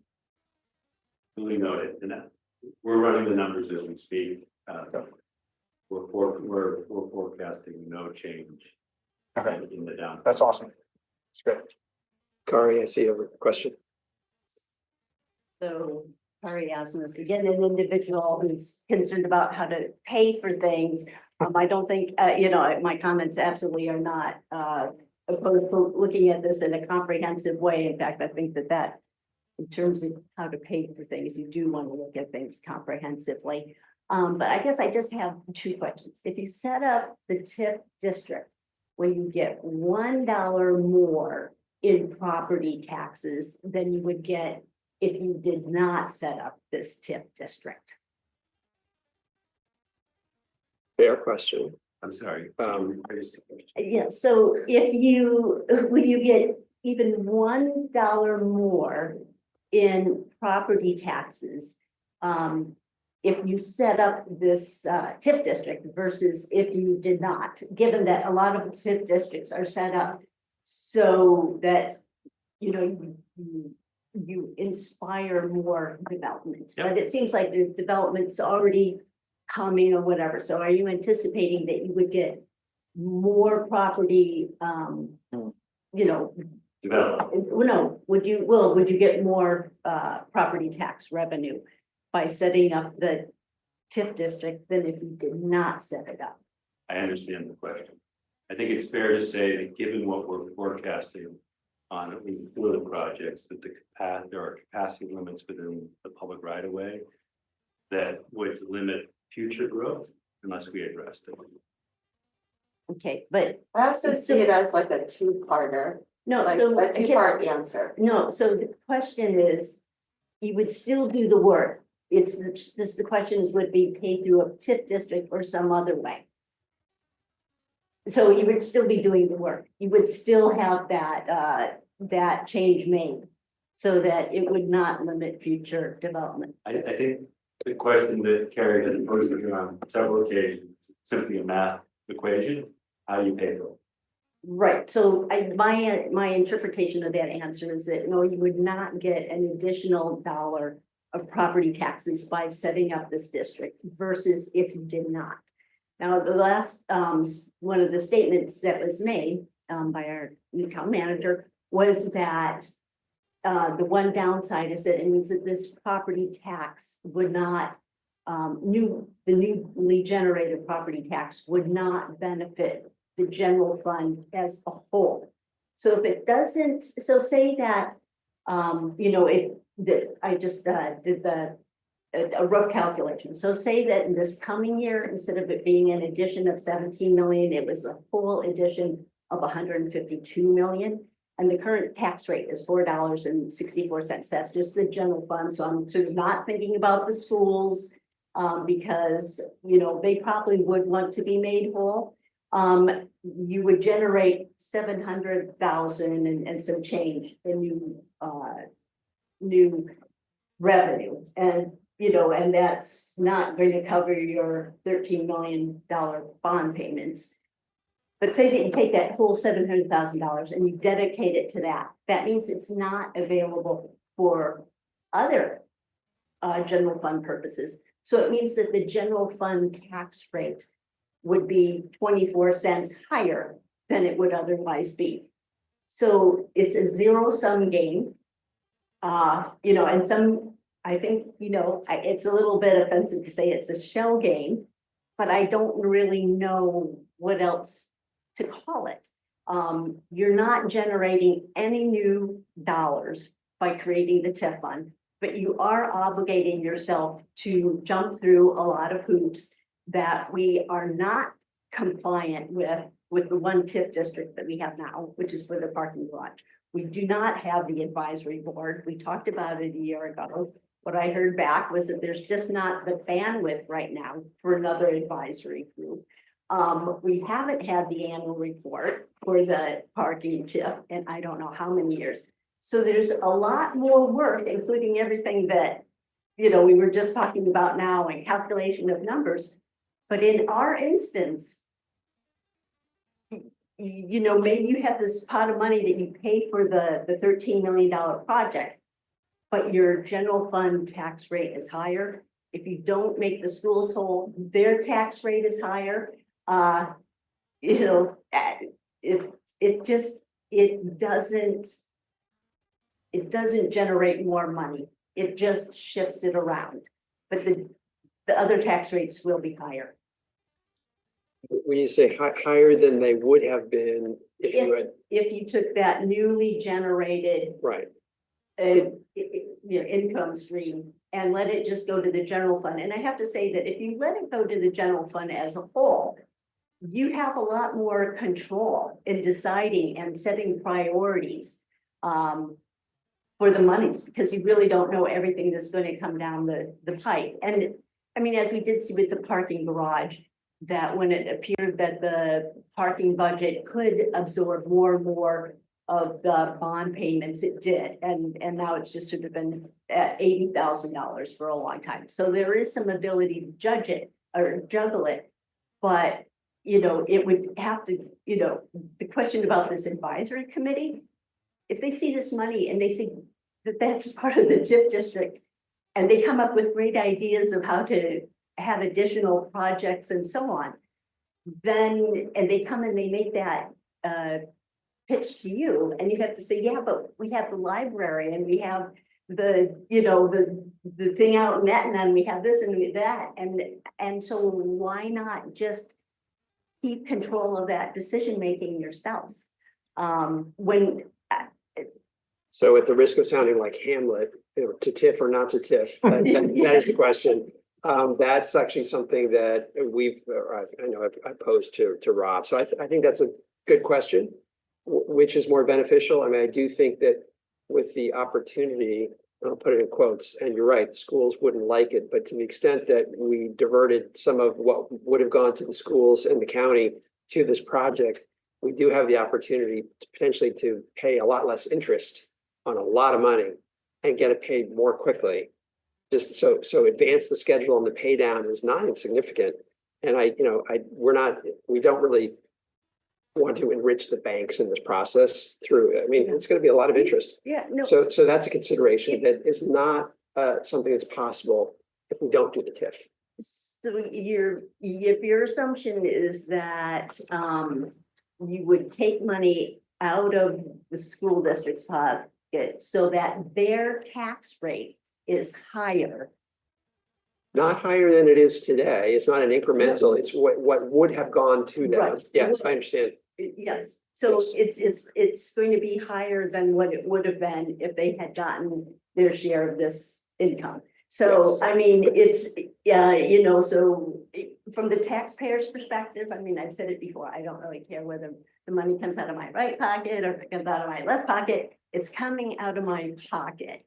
And if it turns out that, yeah, so the town will have a sort of artificially low tax rate and the school district has an artificially high tax rate, guess what? I'm still paying, you know, and so I don't know how that helps the property tax or the property owner. I think there was a missing element to the conversation, and it's the timeliness of both projects. It's hard to put forward the funding of a design solution for South Main, for example, not knowing how we're going to pay for the project down the line, knowing what we're estimating for a cost. And this enables us to be more proactive on both corridors and be time sensitive to the need for infrastructure changes. I personally, my experience on South Main is that it's deficient and we need to start thinking more aggressively about how we fix it. And we have a once in 50-year opportunity in both cases to do a good job and a great job. And I think if we could take a different approach, we'll put back what we have. Won't necessarily look to the future. Again, I'm not arguing anything about the work not needing to be done.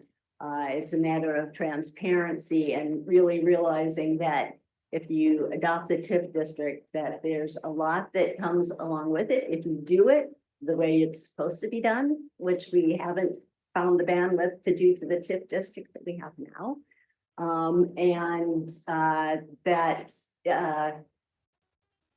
It also comes with a higher tax rate for the general fund than it otherwise would have been, and for the school district than it would have otherwise been. And I think that, you know, we're a town that when you take bonds to town meeting, I mean, they need to be passed by 60%, 66%. They pass in this town with 80-90%. I feel that if you go to town meeting and you tell people, this is, I mean, just be straightforward, you know? This is what needs to happen to make sure that we have a downtown that's thriving, not just next year, but 50 years from now, 100 years from now. These are the investments we need to make now. Be honest with people. And I bet you they'd say, yeah, we need to do it. We need to dig deep. But this thing of saying we're going to, you know, we're going to take this new income stream and sequester it over here. And geez, it seems like the project isn't really going to cost us anything when it is costing us in a higher tax rate in the other areas. You know, again, I just tell people what you're doing, what you need it. And, you know, I bet, you know, that this is a town, unlike a lot of other towns that would understand the need for the investments. I would conclude with this. We get we get both bites of the apple next year. You know, when we get through the analysis, we can put forward the either or option. Well, I was gonna say, I mean, you could do it all at once.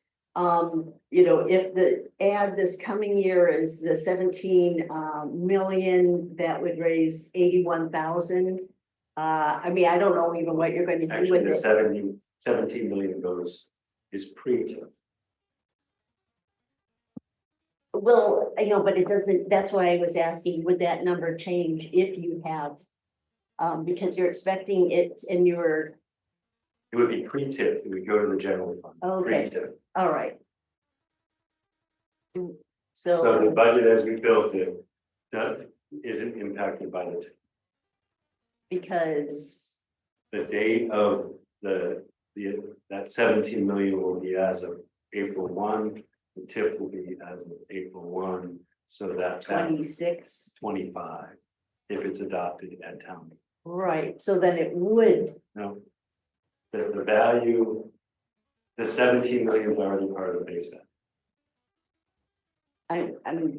Because I think the TIF is a stake in the ground as of Yes, this April, right? And then there would be another warrant article the following year where the TIF determined or put forward by the select board as a better alternative than not TIFing, which I think is a question to be determined, not now, but rather between when we put the stake in the ground. So my point was just that the 17 million that you're looking at for the coming year raises about an additional $81,000, which is not a huge amount. You know, if you're concerned about putting the stake in the ground is what I'm saying. That's going to come stake or no stake. Right, I know that, and that's what I'm saying with the whole TIF thing. You don't get any extra money by creating the TIF or not creating the TIF. Understood. Understood. Yes. No, and I appreciate the administrative costs associated with it and the non-compliance on the part. I get all that.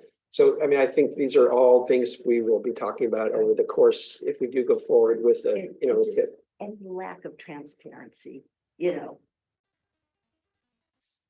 There's also, and we do need to move on, but there's also an ability, as I understand it, and I'll look to others who know better than I do, but to potentially steer money into the general fund as opposed to keeping it all in the TIF. You So- can, but if you have the active advisory board, that may not be as easy as with the parking TIF, where you've not been in compliance.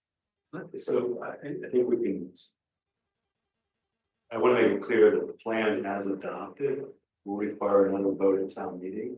That project, if the amended, would require another vote at town meeting if we're using TIF funds.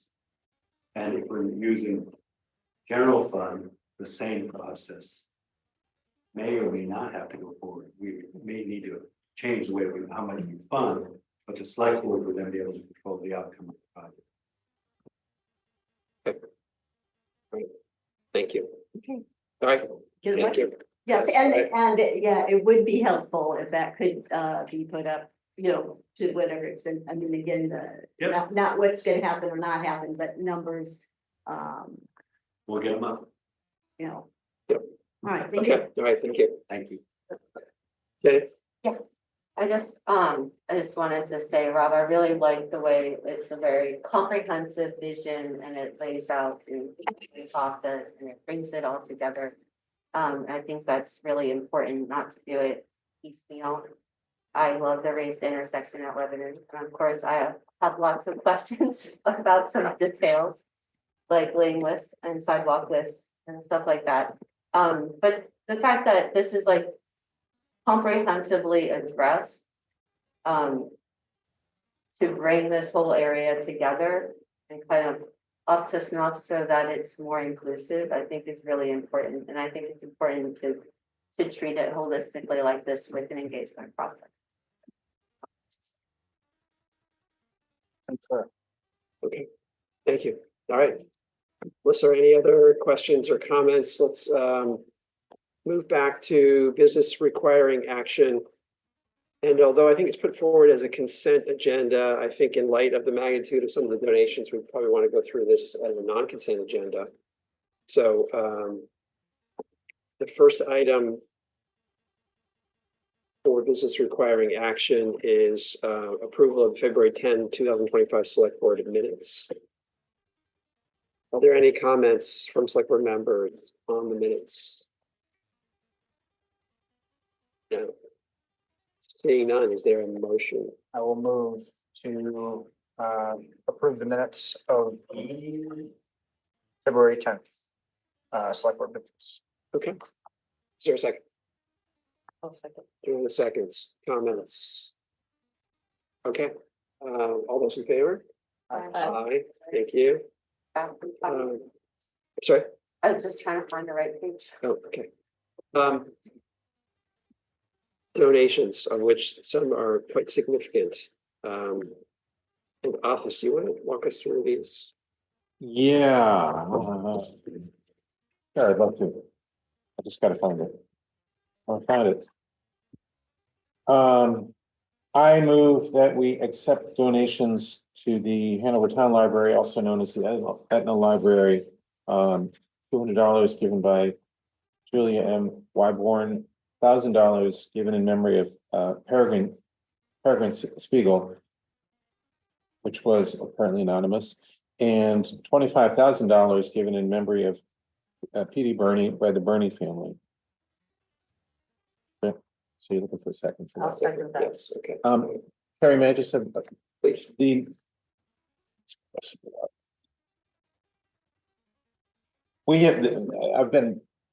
I only knew P.D. Burney, really not very well. I did take one trip to France with her a few years ago, and my memory is that she was just a lovely person, and I wish I knew more about her. But I think really the important thing is that the number of donations we've seen from members of the Hanover community to the Etna Library in her name is just heartwarming, remarkable.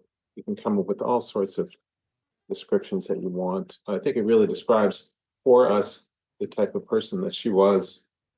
And I think that speaks for itself. Thank you for sharing that. Also, one of the founders of our running Hanover. Yep. She was, yeah, I think she had a lot of different roles and did a lot for the town and obviously touched a lot of people. Nice, very, very generous of the Bernie family. And Need to vote. yes, we need to vote. Yeah, so all those in favor? Aye. All right, thank you very much. I think that's it for business requiring action. Select board reports. Start with you, Office. There was a Hanover Conservation Commission meeting on the 12th in this room. Several, as always, they have well organized and efficient meetings covering a lot of different topics. And I learned a lot at every meeting.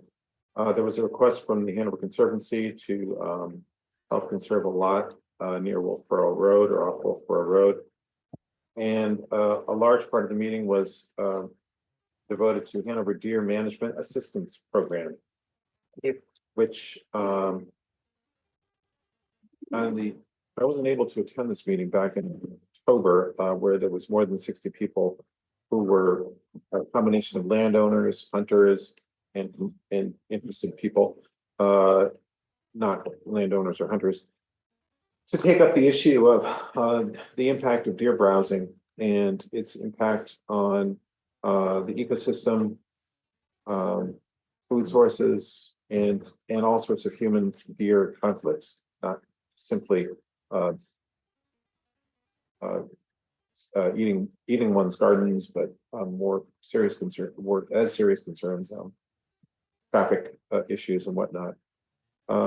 So we have this program. The biggest impact at the moment is up on the Trescott lands. There's a consideration to expand it into the rest of the town. And the other last important thing which really pertains to us was the Mink Brook Community Forest Management Plan. As we all know, there's 250 plus approximately acres there. And the management plan was reviewed, and there's a lot that needs to be done with respect to managing that large tract. And the Conservation Commission was discussing. Last week, on Wednesday, Sustainable Hanover Committee met. We learned that job offer had been made for a sustainability coordinator. That has been accepted, but we can maybe get on that one. Tentatively accepted. Excellent. So committee was very excited by that. Seem to have lots of guests coming in wanting to be on the committee. There's a lot of interest, a lot of varied interests.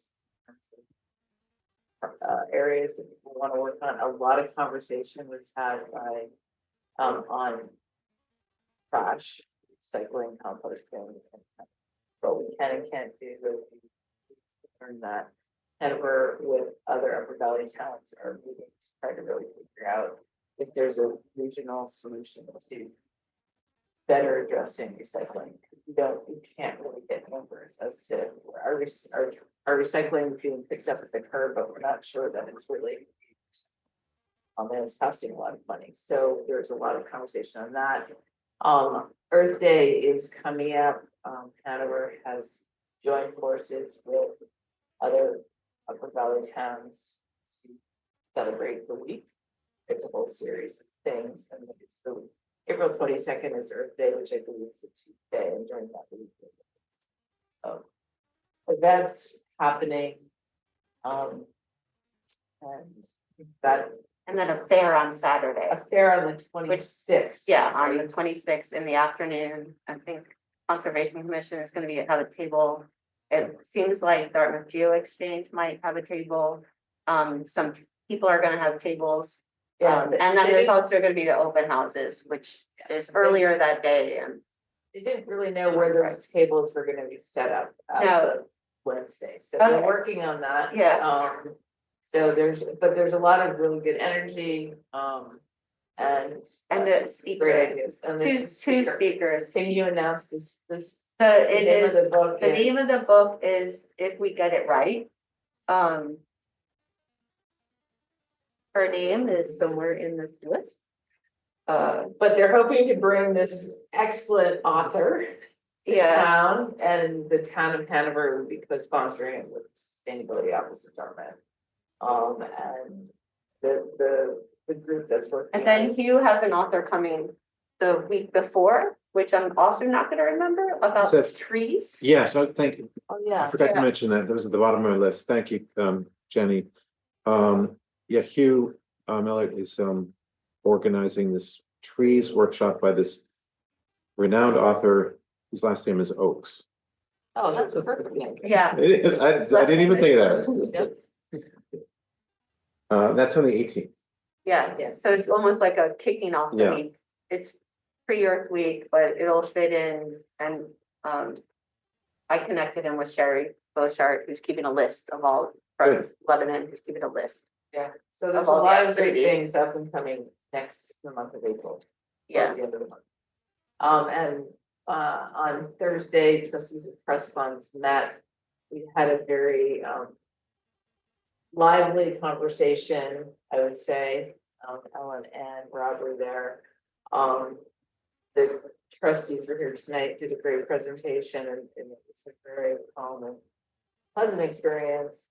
The meeting last week, they have very strong opinions or interpretations of what the trust says that it should be, money should be spent on. My takeaway was engaging the Hanover community. Like creating activities that bring. Programmatic. together. Programmatic, but and they also. And I think, you know, it's an interpretive document, but there are some very strong parameters in there that prevent us from spending. The percent funds on brick and mortar, on anything that gets you to brick and mortar. And so it's really an interpretation, and I think they also have interpreted that. what do you mean by anything that gets you to brick and mortar? Soft. Planning, soft cost Oh, design, okay, you so know, not like, like the park. not like demonstration projects that are activating a space with a program, So. more like We design actually, costs. we actually discussed Allen Street specifically. Yeah, so And because in their interpretation, because Allen Street was funded by last year's tax. By the general fund, it would no longer be eligible for a project on the line. Because their reading of the trust is, and we should maybe That find seems time on a like budget, on an agenda to talk more in terms of what we want to do. Their reading of the trust is that if the tax dollars has paid for it or should pay for it, then the Berset fund should not pay for it. So, you know, if you think making documents available more easily to community members to be paid by tax dollars, I mean, they feel that way. Even though we might not do that because we have a basement, I'm going to basement and look at it. They feel that that's not the appropriate use for. So there's, I think we need to have some more discussions, as Sally said. I think she did an eloquent job. I think the other piece that I'd like to put out to you to think about, and we can have a discussion at some other time, is that they feel that the funds should be made more publicly available to the Hanover community, and that there should be an application process and a review process to you know, open up the money more widely to be more transparent. And I think that for us, it's very clear in the trust documents that the select board makes a decision on the programs. That the money should be spent on programs that align with the trust. On, you know, the trust is less than 10 years old. A couple of the nonprofits or soon to be nonprofits came to the town and asked for funds, and it felt like the select board at the time felt like it was really good funds. But as Sally said, perhaps they shouldn't have been used that way according to their interpretation. So I think we as a board need to decide if we want to create an application process and a review process and kind of a public outreach campaign to distribute and disperse funds through the Brissett Foundation or Brissett funds, or whether it's something that we decide internally how money is spent from the Brissett funds, because you look at the trust, it says the select board shall decide. And those aren't necessarily Mutually exclusive, exclusive. yeah. No, not at all. But doing an application form and reviewing applications and stuff. It's our time or whoever's time. So I think we just need to think about that. And they said, well, for example, some of the programs are to buy books for the Hall Library or do a senior special event at RW Black. And I said, well, both of those those departments go up through the town. And house staff is by the town manager. The same with our, RW Black programming. So, but there are other entities out there that would benefit, obviously. So anyway, something to think about. So very engaging 2 sets of early morning meetings last week. Thank you for that. Joanna, anything else? Okay, so Hanover Finance Committee is attending, and all residents of Hanover are encouraged to attend the school district meeting, which is this Thursday, starting it's at the Hanover High School. 5 o'clock is presentation of the Hanover district budget. 7 o'clock is the 5 o'clock is Dresden. 7 o'clock is the Hanover. I think it's in that order, but it's 5 to about 8 o'clock, and there's a little break in between. So come and hear about school budgets. Voting is March 4th, all day at the Hanover High School. I think it's 7 to 7. Yeah, that's not Richmond School. So Richmond? Oh, you might be right. I think it's Richmond this year. Is it Richmond this year? Yeah. Okay, all right. That's the potential for a playoffs basketball game. All right, okay, all right. So at the Richmond Middle School, on the 4th, 7 to 7, voting for the school district. All right. That's it for me. Jared? Nothing to report. James? I went to a regional planning commission meeting, and like the really big conversations were, there's a lot of changes coming from the federal government. What do we do? And the consensus right now is to hold the course. And they sort of walk through the projects, and most of them they don't think are going to change, and they're just thinking ahead to what might change based on what types of funding may get cut.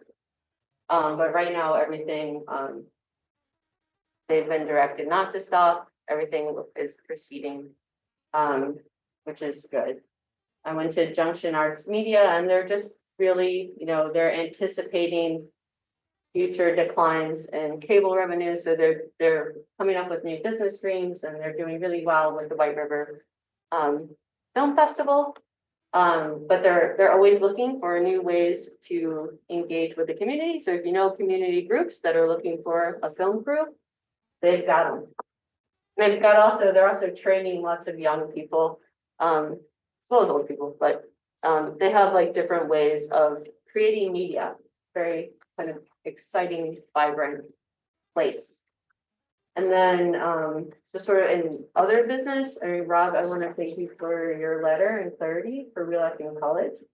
But Carrie, I think we, for best practice, like owe it to the public to put it on the agenda, discuss the letter, answer some questions, hear from people.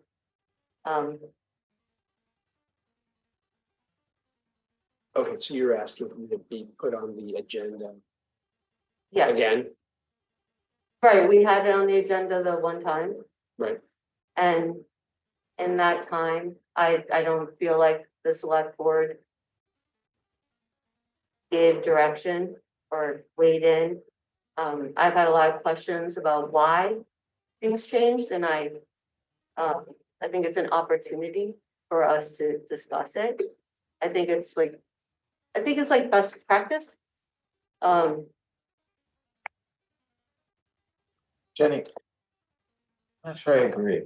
I'm not a traffic specialist. I don't know how to plan for these things. We have professionals who are trained to do this. And we hire them and I trust them.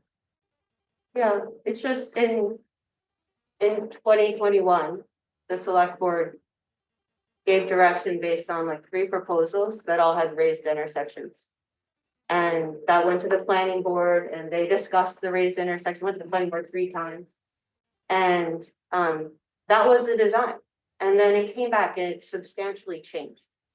And that's like the most inclusive design. And the new consultant has it as an option, so we know it's also possible. Both consultants have it as an option. So I don't question that it's an option. And I think it's an important to have these discussions in the public so that there's not questions. And it's also important for people to have an opportunity to come and speak. And we did have a lot of people come and speak. And I know that we went out and spoke to a lot of people. About it. Some people came and spoke. Yeah, Yeah, I think a lot of people don't feel comfortable coming and speaking unless it's on the agenda. And I think also some people expected it to come to the agenda. So I think there's yeah. I think it's appropriate to have it on the agenda. I think it's best practice. but I also think the decision is, as far as I'm concerned, that the staff made the decision to move forward on the design. Right, and the select board still is responsible for that oversight. And the select board still is responsible to the public to explain why. So I guess my concern is bike walk is advisory to the select board. I think the comments and feedback from bike walk were clear. I understand that bike walk or some members of bike walk, not all, did not like the decision. But the decision was made by the town manager. It's in the prerogative of the town manager to make that decision. So I think to spend a session questioning either the authority or the decision, I'm just not sure it's productive for the team. I think we have the incomplete process. I think this is a really important decision. I think it's a decision that affects people's lives in a way that other decisions don't. It touches like everyone's lives. I think we have not given anyone any satisfaction as to why this more inclusive treatment is not being used. And I think that we owe it to the public to have this discussion. I think otherwise we're just living with like a less than perfect process.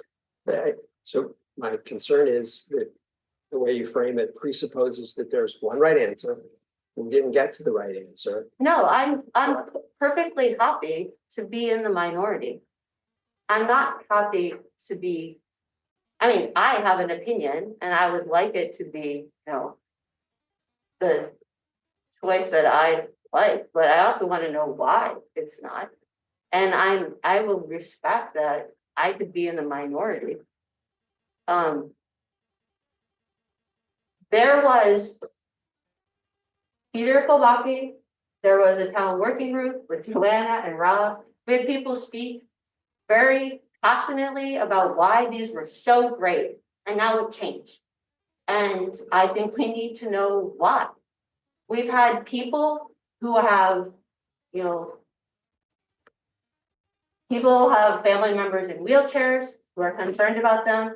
We have students who are concerned. This is really important to people, and I think we owe it to them to either hear them or give them an explanation why. And I think it's also best practice. We talk all the time about hearing things twice. We heard this once, we were told that it's just not our decision. We're definitely responsible for this. We're responsible for the assets in the town. And through that, we're responsible for the right of way. We have the ultimate responsibility for this.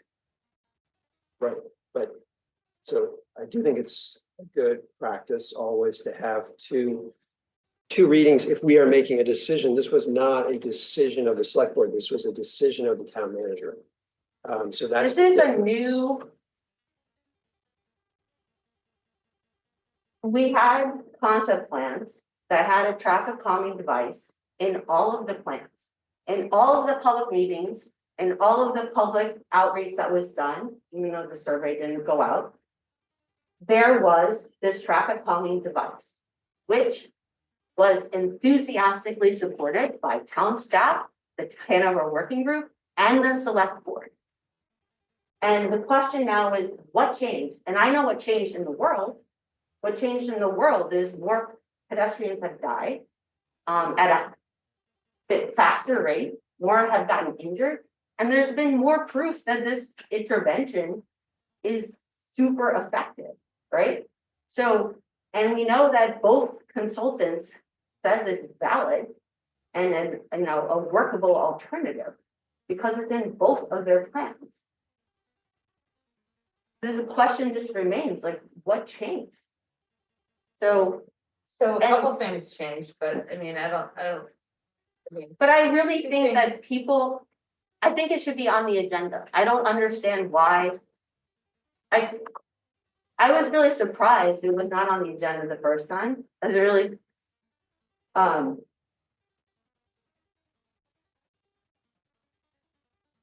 sorry, you can talk about what changed. well, I was just gonna say that what's changed is the design of the road has changed as a result of the pilot program going from lanes there to 2 lanes. Yeah. Huge improvement. Tremendous. And And I it's think- not exclusive though. No, I realize that, Yeah. but I also think that the other thing that's changed in the past 5 years is that we have electric scooters that go screaming across our raised intersection as though it's a road on College Street down. And so. Yeah, I've there's- so actually those seen are them some- slow down. Like it's the only self-enforcing infrastructure. It's the only thing that slows people down at night when there's free flowing traffic. It's the only thing that makes it like people more visible and, you know, car travel basically 5 miles or slower at the point of conflict. And we put parking spots on College Street so that people can get to the hub. And where they're gonna walk across that intersection at night. And the people most likely to suffer from an impact are seniors.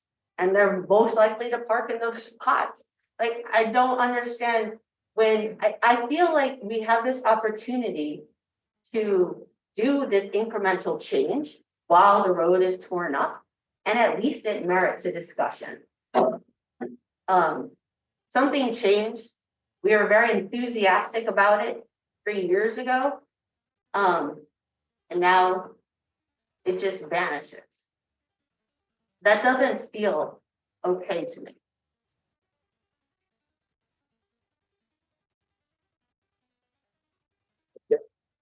I'm not a traffic expert.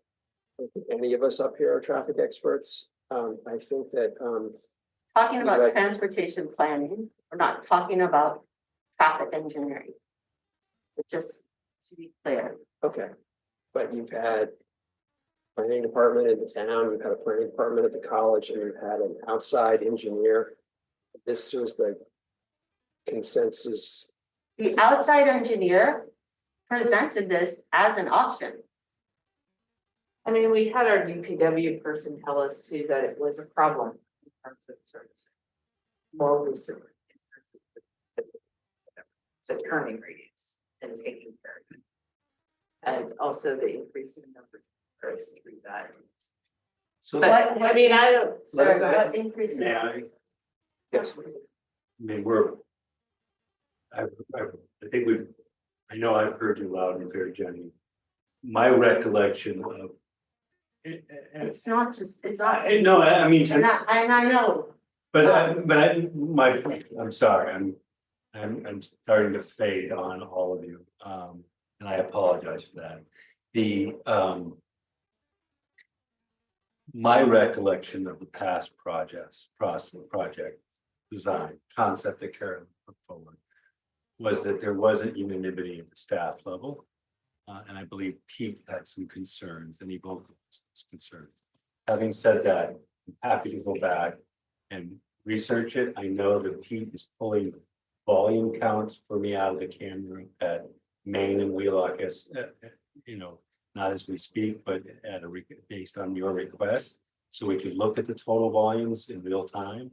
I think his numbers suggest the volume of vehicles on that road are approaching 10,000. It's like 9,800 trips per day on Wheelock, which is higher than the old count. I will often cover. So we can count the direction at North Main and South Main in College going in both directions, which must include Wheelock and College. We don't know what percent turn. But we do, because we have the percentages based on the peak hour study. That the particular, college did. for that particular peak hour analysis. But Right. what we do have is volume count, which plays into how you design that intersection. So I'm happy to go back and look at this data. I'm not sure I'm comfortable with coming up with a solution to how we approach your concerns tonight. Except for acknowledge that you'd like them addressed, you can come back to them. I mean, Joanna, you pointed out at the last meeting that it was like going out for public outreach, and that seemed to be important, right? And so I'm not sure why there wouldn't be public outreach now. Well, I mean, it was for the entire South Main and around the breach. I know, That was and the this is, GCI stuff, and the idea was, hey, this is great. My comment was, wow, Pete agreed to raise intersections, we've been talking about it for years. Yeah. And he said, we could consider them. And we said, take it out to the public and come back, and then COVID hit. and I Yeah, guess I mean, my and so concern is that It's like, been 5 years, right? Didn't that happen 5 years ago? it came to the planning board in October 2020, and then it came to the select board in July of 21. Went back to the planning board 2 more times, and went to Hanover by block. Then it came just recently.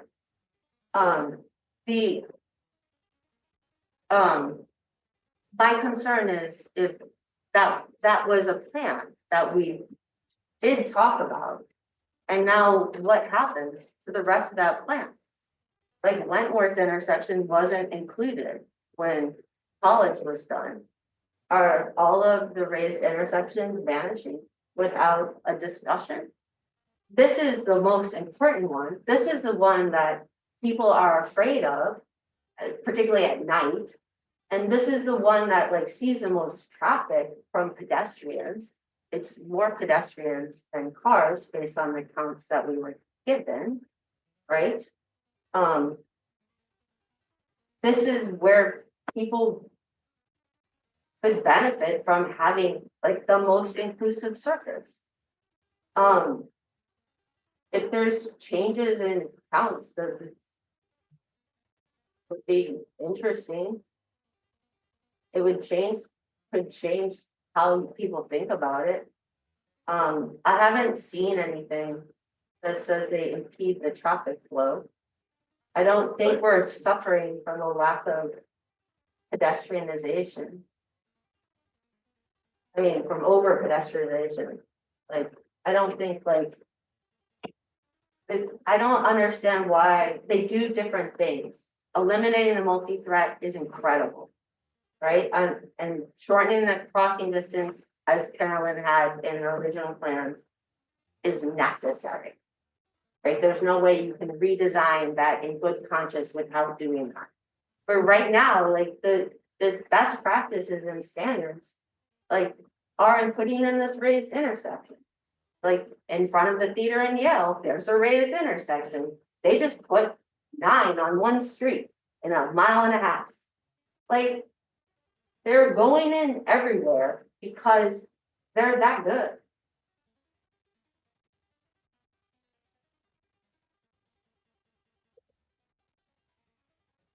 I'm gonna get myself in trouble here because I'm really. The bump out and the lane drop, I think are huge. Okay, this is not my domain. I will be the first to say. That is the main east-west corridor in Hanover. I don't know to what extent that matters, but you know, you've got to move traffic, right? It's also important that ambulance, I think ambulance and fire, that- hang on, can get to where they need to be in a timely way.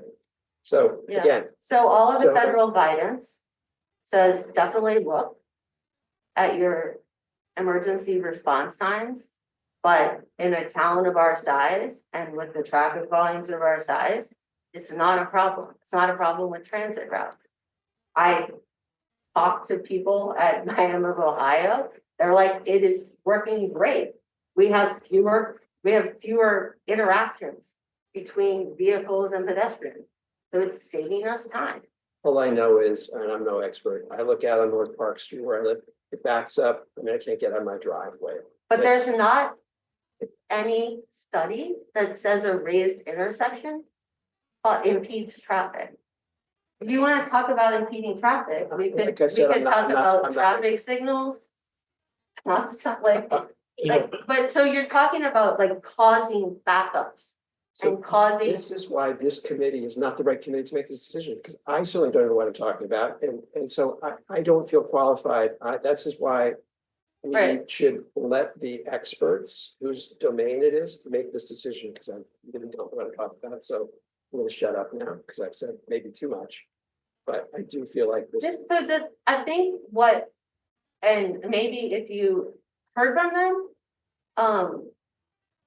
is not coming through, is people don't feel like they have basic mobility in Hanover. Now, a lot of it is Main Street, right? A lot of it is like why even bother trying to move down a street that's like so pitted that it's like, unless they have someone to help them, they just can't go down Main Street, right? People don't feel as able to move around as they should. And this is like small children, this is older people, seniors, these are disabled people. And students too are just like bizarrely worried about getting hit by a car, which for different reasons. Can I ask a couple questions? Rob, when is construction going forward in this? So the first step is formal engineering design and then bidding the project for construction. The goal was to have it implemented. The goal was to have it implemented as part of the Hopkins finish. But it's slipped. So I mean, we need our mobility hub put back. We have other improvements that are being tripped by this. And the timing is, you know, it's on Dartmouth. Are we talking this summer or are we talking next summer? This point, probably not this year. Because we've taken too long to make the decision. Dartmouth was going to do the work as part of the Hopkins Center. It was originally part of the hood. And so we're now 9 years out from the original project that tripled this discussion. And again, this goes to these Okay. challenging sidebar agreements that predate me now. I'm not sure how to best to address your concerns, Jenny. I mean, this is like, I understand that. We want the road fixed and we want our transit, and I understand that the designs were done in October 23. And this is when we saw them, right? And that the staff was shared, like, they have in our select board packet, they're in July 24, right? But we're first seeing, like. This is when I got them. So this is when we talk about them. But Right. the July conversations included questions that you raised at your bike walk. But Yeah. we raised questions based on no information. Like, it's not like. Like, the questions we raised are. Like, we're like, wow, this is getting planned. So we better say something. I'm not sure I can offer anything more productive. What Yeah, I can do is say this. I spent part of the day in Nashua, New Hampshire at a hospital on Main Street in Nashua. And what I discovered was none of their sidewalks were plowed, none of their crosswalks were plowed. And what I see is a community of 80,000 that don't have any access to the infrastructure that's on the ground because they can't maintain it. I look at what we do here and I'm in awe of what we do year round. But for the fact that we have infrastructure that's falling apart. I agree that there are concepts that have been proposed that have not been carried out. You know, we carved out college as a way to get it done. And that's what our focus was on. I'm not sure I can offer any more tonight that's going to have any influence on this conversation.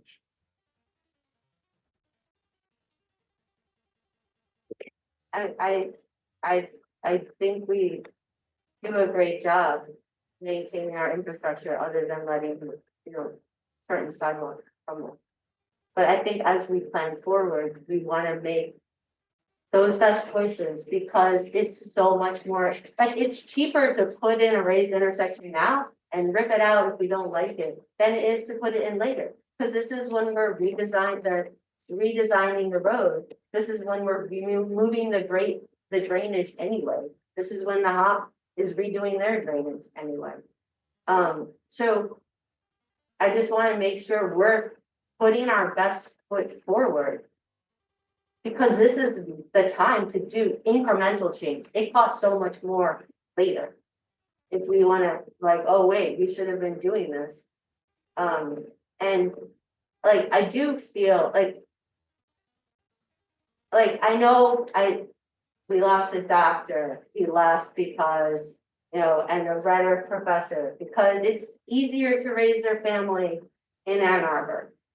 We lost, Patrick and his wife, a nurse, because it was not as walkable as they thought it was going to be and bikeable as they thought it was going to be in a small town. And it's easier in Cambridge. Like Patrick O'Hearn? No. That bike walk member. But it's like, other places are improving. And we can too, like we have the ability. I'm not sure we're gonna move the needle tonight. I mean, I'm not in a position to process everything clearly. What I can say is that when you step back and look at what Hanover has accomplished over time, especially compared to those other communities in New In Hampshire, New Hampshire, yes, we are miles ahead of them. right. And we continue to make changes in a proactive way with the resources that we have. And I will leave it at that. Sand Hill's a major change, the sidewalk out to Buck Road, all of these things have happened in relatively recent time. The MUP, a relatively recent construction, relatively. A decade ago. But it's relative. I mean, the roundabouts, the things that we have done, the I first think in the back in state. 2015, there's like these amazing changes that went through. And And I don't know that like Sand Hill sidewalk, I've heard of the pajama clad kids who came in here. So maybe, yeah, I don't know. The rapid flashing beacons, all the tip downs that were installed, we're making major progress. I mean, I look at our sister cities in the south, and they don't even plow the sidewalks in the Yeah. winter time in certain locations. I am definitely not. Jenny. But the point is, Jenny, that Rob is doing the best he can with the information that he has and the advice that he's getting. And we understand that you're very passionate about biking and walking, but there are other things to consider that we believe that Rob is considering. And so I love the passion and it's, What are those? I don't know, but I trust him and I think he's doing an outstanding job. And by constantly grinding him for this one decision and the rest of us, it drives a wedge between you and the board and Rob and everybody else, and it's not productive. And I get that you're trying to absolutely do the best thing possible, but sometimes better is the enemy of good enough. And at this point, we're doing really, really good. So let's move forward. We need to move move, forward. we need to move forward, Jenny. I think the board, we can certainly have a vote. But I'm satisfied with where we are, and I've heard from a lot of other people on the board saying the same thing. Right, I and know- I just want everyone to know that there are people that are not satisfied Understood. with, And there will be a lot of people that won't be satisfied with a raised intersection. sorry, people are not satisfied with the process, with the explanations, with the change without an explanation, with the lack of engagement. And they're also counting on us. And I think that's important, but it's fine if, you know, I didn't mean to interrupt. I'm sorry, keep going, please. I think we all realize all that. Nobody is saying, people didn't come to speak because they didn't feel it was appropriate to speak. People were waiting for an opportunity for when this was going to be on the agenda.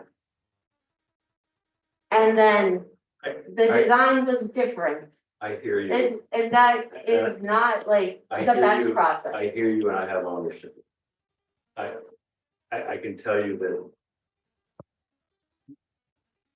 I am not gonna be able to do everything perfectly. And my focus right now is to get us a budget and a warrant for town meeting. And I don't have the resources to do anything more than. I'm sorry. I think we need to move forward. Yes. Do we have a need for a non-public? I'm too tired.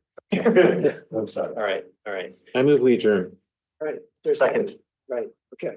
All those in favor? I- Aye. Okay, all right, thank you.